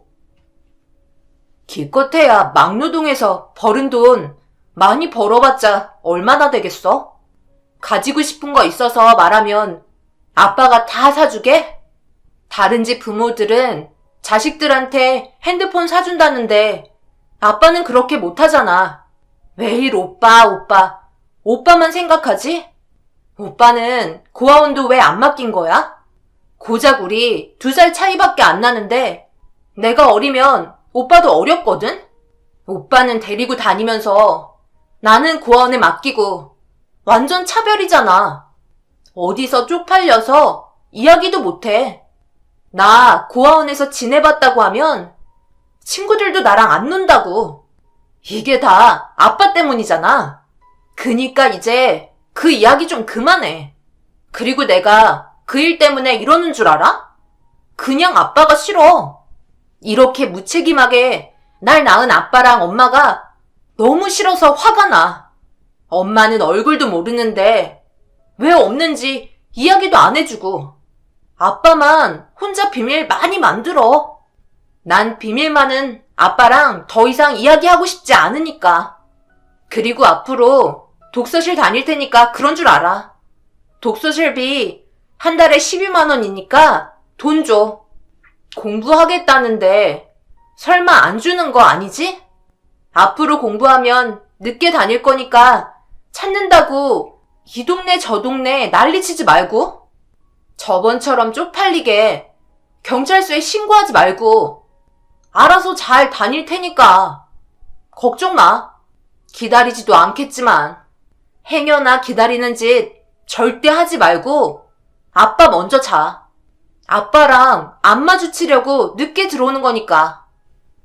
그렇게 가방에 공부할 책들과 편한 옷까지 몇 벌을 챙기고 아빠의 모습도 보지 않은 채 집을 나왔습니다.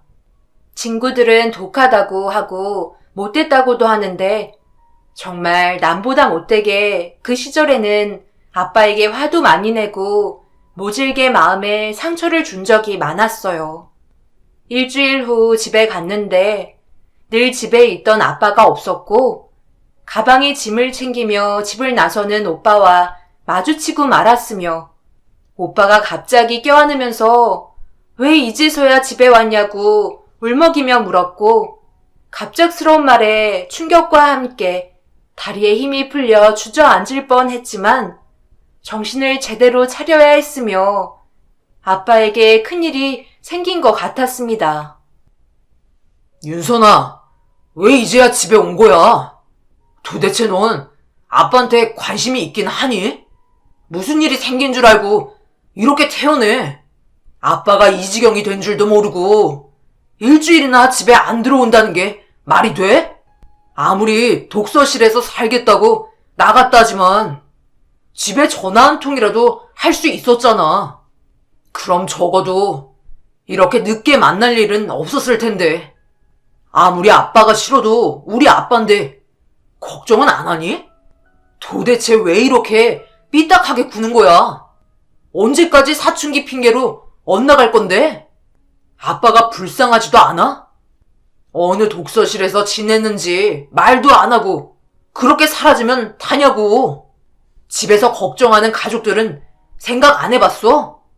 윤선이 네가 독서실 간다며 나간 날 아빠가 식사하다가 갑자기 경련이 나서 쓰러졌는데 아무도 없어서 그대로 방치됐다가 병이 더 커졌대. 내가 학교 끝나고 집에 와서 발견해서 급하게 응급실 갔었어. 경황이 없어서 널 찾을 생각도 못했는데 일이 다 벌어지고 나서 오면 어떡하자는 건지. 아빠 지금 병원에 입원해 계셔. 의사 말로는 내막염이라는데 그날 고열이 높은데 병원도 안 가고 집에서 술 먹고 쓰러지셨나 봐. 제때 조치를 취하지 못해서 청력을 잃을지도 모른대. 아빠가 못 들을 수도 있다는데 넌 아무렇지도 않아? 원래 의사들은 최악의 상황을 염두에 두면서 이야기해.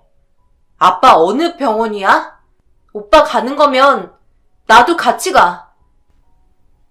아빠는 아직 의식이 없는지 병원 침실에 누워 계셨고 어릴 적 이후로 한 번도 잡아본 적 없는 아빠의 손을 잡았습니다. 거친 손이 너무 작고 초라해 보였지만 그래도 따뜻한 온기가 전해져서 속으로 다행이다 싶은 마음이 들었어요. 그렇게 밉고 원망스러웠던 아빠가 힘없이 침대에 누워있는 모습을 보자 제발 제 곁에서 살아만 있어주기만을 바랐던 것 같습니다. 아빠가 없었으면 좋겠다고 생각했던 철부지 고등학생 소녀가 막상 어느 날 갑자기 아빠가 정말로 없어질 수도 있다는 생각이 들자 아빠의 손을 잡고 제발 살아만 달라고 눈물 흘리며 빌었습니다. 아빠가 눈앞에서 사라질까봐 손을 꼭 잡고 놓지 않았고 지극정성 보살피면서 아빠의 소중함을 느낄 수 있게 됐네요. 다행히 아빠는 차츰 기력을 회복하셨고 깨어나셨지만 의사의 말대로 최악의 상황이 오고 말았으며 결국 점점 청력을 잃어가시게 되면서 수술을 해야 하는 상황까지 오고 말았습니다. 하지만 수술비가 당장 없어 미루고 미루다 결국 난청이 왔으며 언어장애를 얻고야 말았어요. 그때부터 이 모든 게 제 잘못 같으면서 아빠를 이렇게 만들었다는 죄책감에 한동안 너무 힘든 나날을 보내게 됐습니다. 아빠의 얼굴을 제대로 볼 수가 없었으며 가끔 이유 없이 눈물이 흐르기도 했는데 아마 아빠에게 너무나 미안해서 그런 거였겠죠. 아빠는 새로운 삶에 적응하셔야 했고 가장의 역할도 책임지셔야 해서 퇴원을 하자마자 다시 일을 시작하셨습니다. 기술직이라 당장 일하는 데 있어서 어려운 점은 없었지만 귀가 안 들리기 때문에 소통을 하면서 사람들과 일을 하는 게 어려워졌으며 점점 주눅이 들고 자신감을 잃는 아빠를 보는 게 힘들었습니다. 그래도 돈을 벌어야 했기 때문에 일을 계속하면서 저와 오빠를 키워주셨고 주말에 쉬지도 않고 타일을 깨고 부수고 붙이고 하면서 열심히 사셨네요. 땀방울은 배신하지 않고 결국 아빠는 어엿한 가게를 차려 사장님 소리를 듣게 되었고 인테리어와 타일 시공을 맡아서 하는 인테리어 가게를 차렸습니다. 어느 정도 재산을 모아 빌딩도 한 채 갖게 되면서 아빠는 안정적인 삶을 사셨고 그렇게 세월이 흐르면서 오빠와 저는 성인이 되었어요. 오빠는 일반 회사에 취직하며 아빠를 모시고 함께 살았고 전 대학을 졸업하자 노량진으로 들어가 고시 준비를 했으며 아빠와 오빠는 공부하는 저에게 최대한 피해를 주지 않기 위해 연락도 자주 하지 않고 공부에 매진할 수 있도록 배려해 주었습니다. 검사가 되기 위해 공부에만 매진하느라 가족에 대해 소홀하게 되었고 오빠가 아빠를 잘 돌봐줄 줄 알았기 때문에 걱정하지 않았어요. 그런데 하루는 핸드폰으로 오빠한테 연락이 왔고 상견례를 하는데 주말 하루만 시간을 내달라는 부탁을 하자 당연히 시간을 낸다고 했고 결혼 소식이 너무나 반가워 진심으로 축하한다며 흔쾌히 가겠다고 했습니다. 일밖에 모르는 줄 알았던 오빠가 장가를 간다는 게 믿겨지지 않았으며 한 달 만에 온 연락이 기쁜 소식이어서 하루 종일 웃으면서 공부를 했고 어떻게 시간이 흐르는지도 모르게 드디어 상견례 날이 오게 되었어요. 아침 일찍부터 상견례를 갈 준비를 부지런히 한 아빠를 모시고 약속 장소에 떨리는 마음으로 갔습니다. 아빠는 이제 수화를 말보다 잘하셨지만 바쁜 공부 때문에 따로 수화 공부를 못한 전 아빠와 문자로 소통을 했죠. 손이 느려서 짧은 답만 했고 핸드폰 기능에 대해서 잘 모르지만 그렇다고 대화를 하는데 크게 불편한 정도까지는 아니었어요. 새언니가 될 사람은 치과 의사였고 오빠와 1년 연애 끝에 결혼을 결심한 모양이었습니다. 부럽기도 하고 괜히 설레기도 하면서 마음이 싱숭생숭한데 아빠는 얼마나 여러 가지 감정들일지 상상이 안 갔어요. 어려서부터 오빠는 아빠 심부름이라면 싫은 소리 한 번 없이 알아서 척척 해왔고 자라오면서 아빠 속을 단 한 번도 썩이지 않았으며 아빠의 입과 귀가 되어주었는데 막상 결혼을 한다니 아빠가 제일 서운할 것 같았습니다. 세 식구만 있는 집에 가족을 새로 만든다는 일은 신경 쓸 일도 많고 은근 할 일도 많은 것 같다는 생각이 들자 이럴 때 엄마라도 있으면 같이 도란도란 나누면서 장가를 보냈을 것 같은데 엄마의 빈자리가 새삼 쓸쓸하게 다가왔습니다.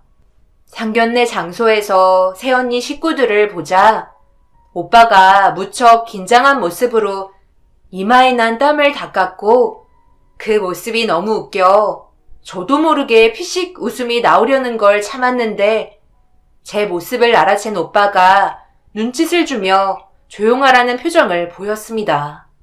안절부절 못하는 오빠의 모습이 얼마나 웃기는지 그 바람에 참았던 웃음이 나와 상견례장의 침묵이 깨졌네요. 사돈 어른은 밝게 웃으니 보기 좋다면서 공부하는데 힘들지는 않는지 물었고 꼭 검사가 되라며 응원한다고 말해 주셨습니다. 그 마음이 너무 감사했고 꼭 검사가 되어서 다 같이 이런 자리를 다시 만들고 싶다는 생각이 머리에 스쳤어요. 상견례는 화기애애했으며 사돈 어른이 술을 권하자 아빠는 술을 못 드신다며 사양했고 처음 보는 모습에 당황하고 놀랐어요. 술을 여전히 좋아하셨고 항상 한 잔씩 반주를 즐기시는 아빠인데 오늘따라 잘 먹지도 못하는 것 같고 식은땀도 흘리시는 것 같아 보이자 걱정이 되기 시작했습니다. 오빠도 그렇지만 아빠가 긴장을 더 많이 한 듯 보였어요. 아빠는 가까이에서 말하는 입모양을 보면서 어느 정도 말뜻을 알아차릴 수 있고 대화를 이어갈 수 있었지만 상견례 분위기는 아빠를 전혀 농아인처럼 편애하지 않았고 오히려 편하게 대해주시는 모습을 보자 새언니 집안이 편견이 없이 저희 집을 받아주는 것 같아 기분이 내심 좋았습니다. 아빠가 장애를 가진 것에 가끔은 움츠려 드는 습관 같은 게 있었고 버리려고 하지만 세상의 시선이 아직은 많이 자유로운 게 아니라 괜히 눈치를 보게 되네요. 아빠를 편하게 대해주는 새언니 식구들이 좋아졌고 오빠가 좋은 사람과 결혼하게 되는 것 같아 안심했습니다. 식사가 거의 끝날 때쯤 오빠와 아빠가 화장실에 다녀온다고 나갔고 한참 후에 들어오는데 아빠의 표정이 심상치가 않았어요. 아빠에게 어디 아프신 거냐고 묻자 감기 기운이 있는지 집에 가서 쉬어야겠다고 했고 오빠는 저보고 모시고 집에 가는 게 좋을 것 같다고 했습니다. 식은땀을 흘리는 아빠를 보자 더 이상 상견례 자리에 있으면 안 될 것 같아 모시고 집에 오게 됐으며 아빠는 집에 도착해서야 긴장했던 몸이 풀렸는지 한시름 놓으셨고 상견례에 대해서 물어보자 좋다며 이야기를 해줬습니다. 쉬고 싶다는 말에 이불을 펴드리고 나왔고 그때 아빠 못지않게 긴장을 했었는지 잠시 눈을 붙이고 누워있다는 게 그만 잠을 자고 말았어요. 아침이 돼서야 눈이 떠졌고 아빠를 찾는데 운동을 가셨는지 핸드폰만 남겨두고 아빠는 보이지 않았습니다. 현관을 보자 오빠 신발이 보여 집에 왔구나 생각했고 자고 있는 오빠를 깨울 수 없어서 소파에 앉았는데 집에서 딱히 할 일이 없어서 아빠 핸드폰을 열어 이것저것 살피게 됐어요. 문자는 저와 나눈 것 말고는 거의 스팸 문자였고 음성 파일이 하나 녹음이 되어 있어서 열어보았습니다. 그런데 충격적이게도 음성 파일에서 나오는 목소리는 화가 잔뜩 난 오빠 목소리였고 황당한 이야기가 흘러나오자 기가 막혔어요. 적당히 계시다가 눈치껏 빠지시라고 했잖아요. 도대체 언제까지 있으시려고 갈 생각을 안 하세요? 저랑 약속한 거 잊었어요? 아빠 농아인이신 거 처가에서는 몰랐으면 좋겠다고 했잖아요. 부탁 들어주는 게 그렇게 힘든 거 아니잖아요. 엄마도 없고 저쪽에 비해 재산도 많이 딸리는데 아빠마저 언어 장애가 있다는 걸 알게 되면 이 결혼 못해요. 그리고 옷은 또 이게 뭐예요? 이런 낡은 옷 말고 좋은 옷 없었어요? 우선 빨리 눈치 못 채게 나오시기나 하세요. 그리고 아빠, 제 손을 잘 봐요. 이렇게 엄지손가락을 펴서 식탁에 올려놓으면 눈치껏 빠지세요. 윤선이 보고 아빠 컨디션 좋지 않아서 집에 가야 한다고 하면 윤선이도 따라 나오겠죠. 그러니까 장인어른 말에 대답하지 마시고요. 핸드폰 녹음 소리는 조금 놀랐습니다. 아빠밖에 모르고 속썩인 적 한 번 없는 오빠를 보면서 저런 아들을 두면 너무 좋겠다고 생각한 적이 있었는데 녹음에서 흘러나오는 목소리는 그동안 오빠의 목소리가 아닌 것 같았어요. 저라면 그럴 수도 있지만 오빠가 아빠한테 화를 내는 목소리는 처음 들어서 놀랐던 것 같아요.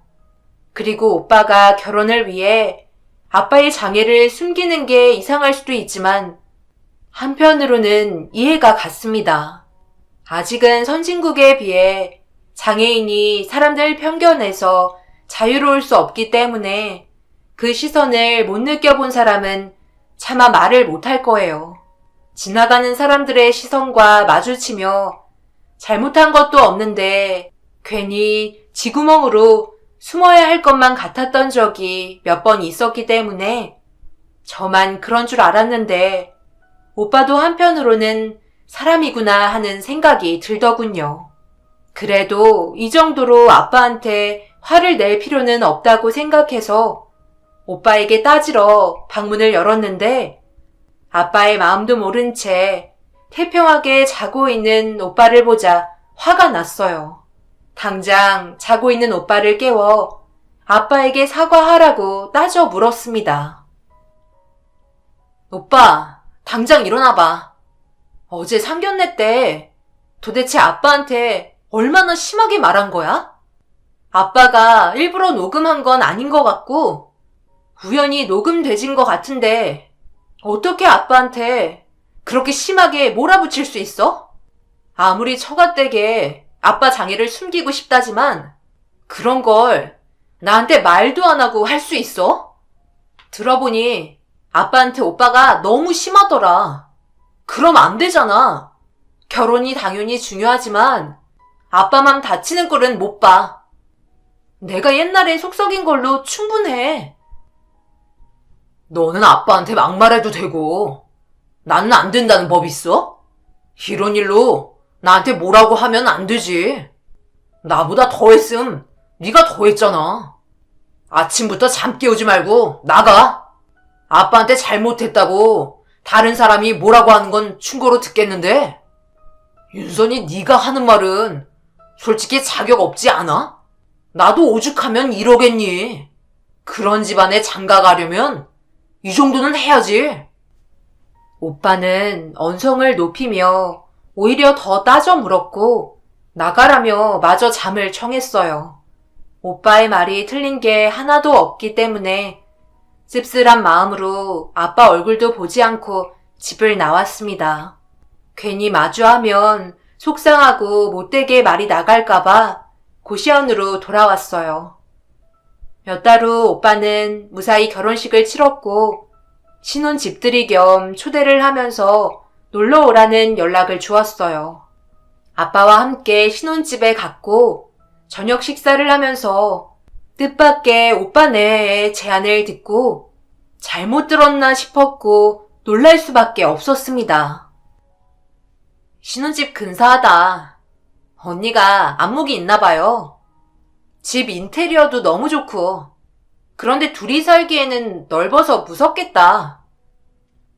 안 그래도 그 문제 때문에 아빠랑 너한테 상의할 게 있어서. 아직 우리가 아이 계획도 없고 달랑 2사람 사는데 집이 크잖아.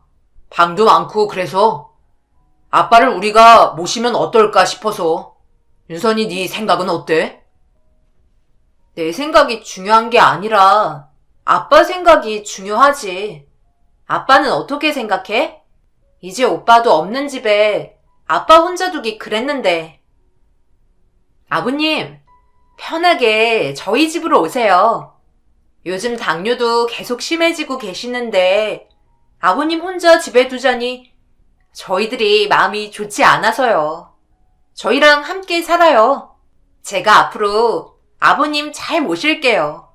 걱정 마시고요. 오빠 내외는 고맙게도 신혼집에서 아빠를 모시겠다고 해줬고 쉽지 않은 선택이었을 텐데 세원이한테 미안하면서 고마웠습니다.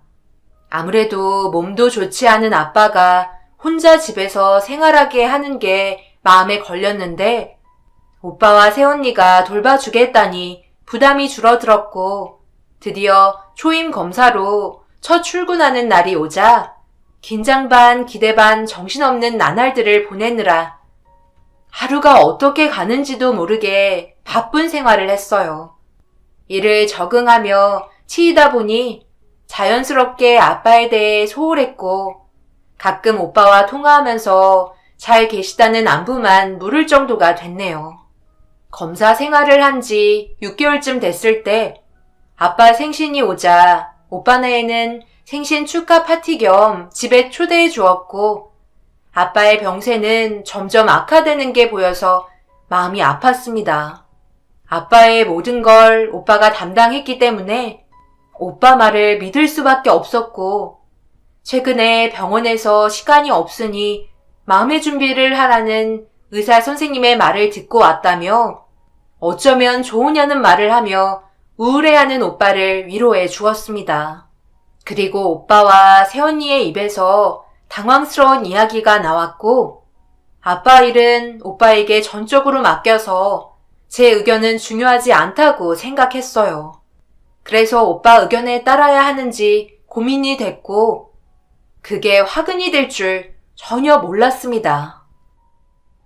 이제 아빠 몸도 편치 않고 우리가 마음의 준비를 해야 할 것 같은데 최근에는 자꾸 엉뚱한 말을 해서 난감할 때가 이만저만이 아니야. 너희 새언니도 이제 지쳤나 봐. 하긴 홀시아버지 돌보는 게 힘들 텐데 그런 내색 없이 이렇게 해주는 거 보면 내가 다 미안해. 그나저나 아빠 가게랑 집을 처분해야 하지 않겠어? 너는 오피스텔에서 지낼 테고 나도 이 집에서 앞으로 지낼 거니까 아빠 집이랑 가게는 파는 게 어때? 아니면 임대하고 전세로 내놓아도 되고. 아빠한테 당연히 물어봤지. 내가 하라는 대로 하라 그러시지 별말 없으셔. 요즘 정신도 오락가락 하시는 것 같아 마음이 아프다. 이 정도까지 됐으면 연락 좀 주지. 그럼 내가 더 시간 내는 건데. 이제 와서 오빠한테 뭐라고 그러는 게 아니라 내가 못한 게 너무 많아서 속상해서 그래. 근데 정말 의사 선생님이 그렇게 심하게 말을 했어? 나랑 문자로 이야기도 잘 주고받고 아직 그렇게 심하게 아픈지 모르겠는데. 아빠 약은 잘 챙겨 먹는데? 새언니 힘든 거 알아.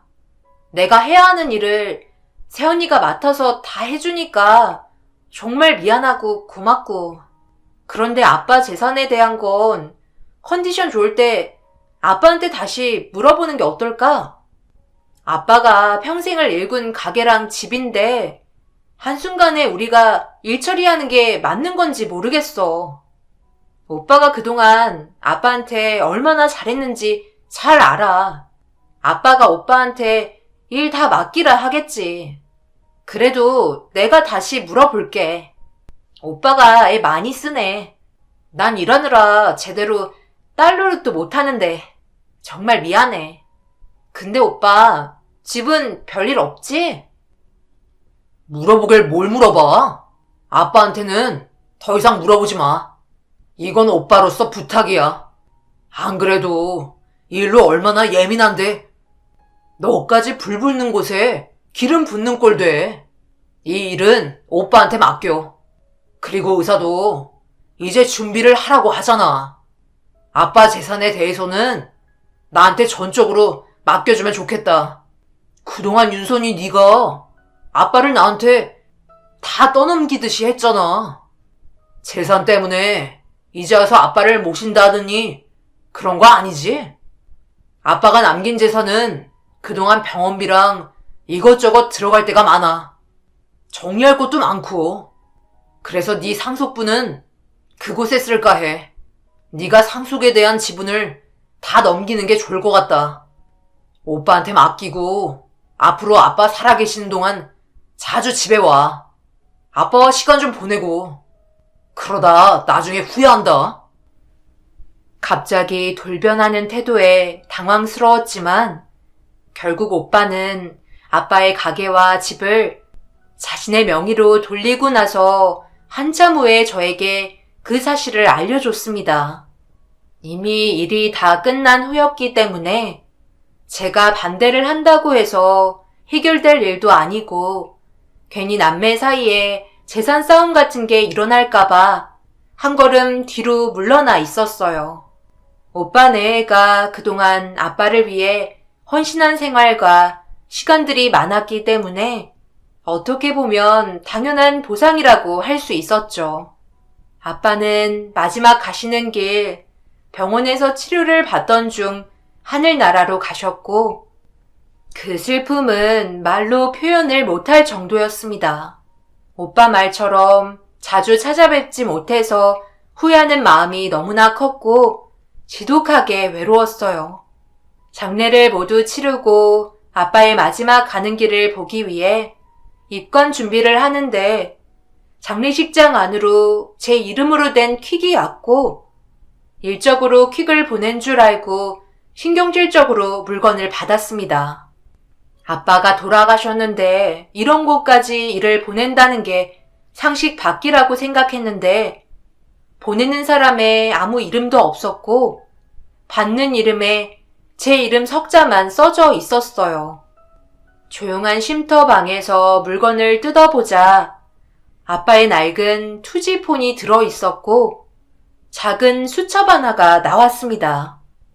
수첩에는 병상일기라고 써져 있었으며 열어보자 빼곡빼곡 아빠의 글씨가 가득 있었습니다.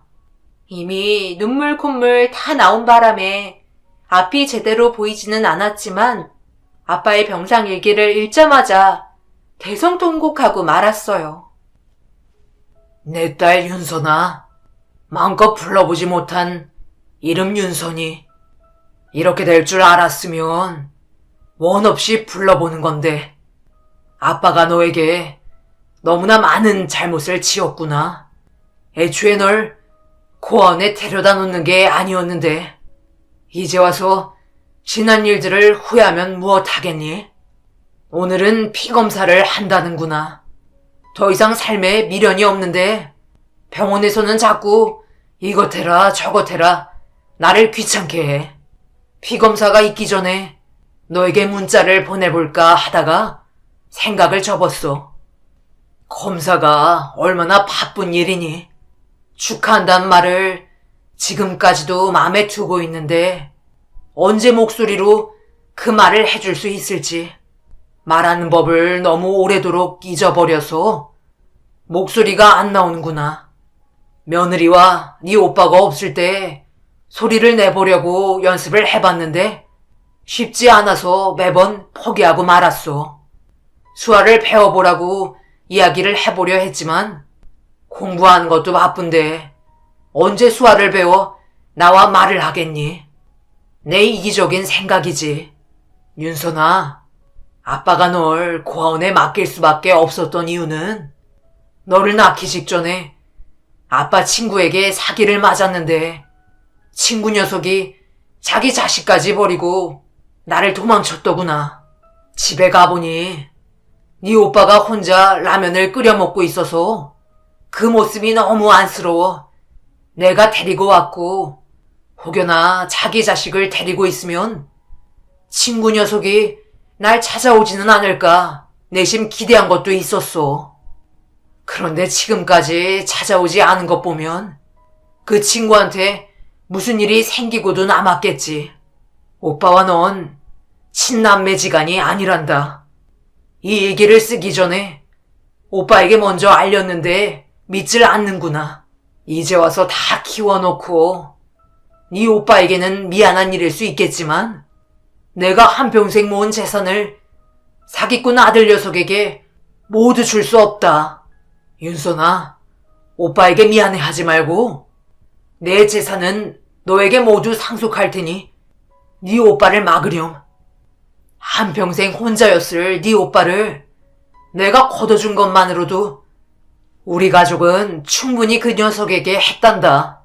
오빠가 앞으로도 예비를 빌미로 널 괴롭힐까봐 겁나는구나. 최근에 주식에 손을 대서 분산 투자를 하다가 모두 잃어서 며느리랑 이혼 소리가 오가는 걸 들었어. 큰돈이 많이 필요할 게다. 내 재산을 오빠 손에 넘어가지 않게 해주렴.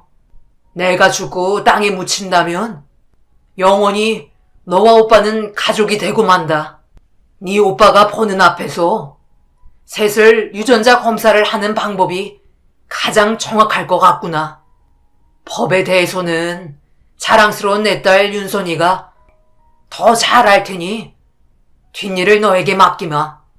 내 딸로 태어나줘서 고맙다. 아빠는 작은 수첩에 자신의 일기를 써 내려갔고 그 안에는 그동안 오빠한테 당한 서운한 일들이며 저에게 말 못했던 일들을 적어져 있었습니다. 이제 와서 후회하며 앞으로 살아갈 제 인생을 망치지 말기를 아빠는 간절히 바라셨고 오빠가 모든 재산을 가져가는 것을 막으라는 얘기를 보고 입간에 들어가는 아빠를 꺼내달라 했으며 오빠네 애를 불러 세웠어요. 아빠의 머리카락을 직원의 도움으로 채취하기를 부탁드렸고 오빠에게 병상 일기를 들이밀며 분노를 참지 못한 채 쏘아댔습니다. 이게 무슨 짓이야? 이제 보내드려야 하는데 이런 행동이 말이 된다고 생각해? 이런 황당한 경우가 어디 있어? 그러니까 이런 황당한 경우가 어디 있을까? 오빠, 아빠한테 이미 들었다면서 친자식 아니라고. 그런데 우길 걸 우겨야지. 아빠랑 나랑 유전자 검사할 거야. 오빠도 그동안 받은 재산 토해내라고는 안 할게. 지키고 싶으면 유전자 검사 하는데 협조하는 게 좋을 거야. 아빠가 땅에 묻히기 전에 머리카락 구했으니까 오빠가 친자식이니 우길 수 없겠지. 그동안 난 아빠 원망하면서 오빠만 아끼고 편애하며 살아왔는데 그럼 안 되는 거였더라고. 우리 아빠가 오빠를 키워주지 않았으면 오빠야말로 고아원에 들어가 살았어야 했는데 그 은혜도 모르고 아빠 재산을 빚 갚는 데에 다 쓰려고 했던 거야. 이 병상일기에 아빠 유언이 담겨 있어. 내가 오빠한테 아빠 재산에 대한 상속분을 넘긴 건 다시 법적으로 찾아올 거야. 손 하나 까딱해봐. 나 대한민국 검사야. 내가 어떻게 하는지 보고 싶으면 우리 아빠 재산에 손을 대도 좋겠는데 그 뒷감당은 본인이 해야 할 거야. 아빠의 병상 얘기가 아니었으면 영원히 친오빠인 줄 알며 그동안 아빠를 모시며 살았다는 위세로 절 괴롭혔을 것을 생각하니 참을 수가 없었습니다. 물론 잘한 건 없었고 따끔한 질타도 들을 각오가 돼 있습니다. 저와 같이 돌이킬 수 없을 때 이미 뒤늦은 후회를 하시기 전에 사랑하는 사람들에게 봄바람이 차니 건강 챙기시라는 안부 연락 한 번쯤 해보시는 건 어떨까요? 긴 사연 들어주셔서 감사합니다.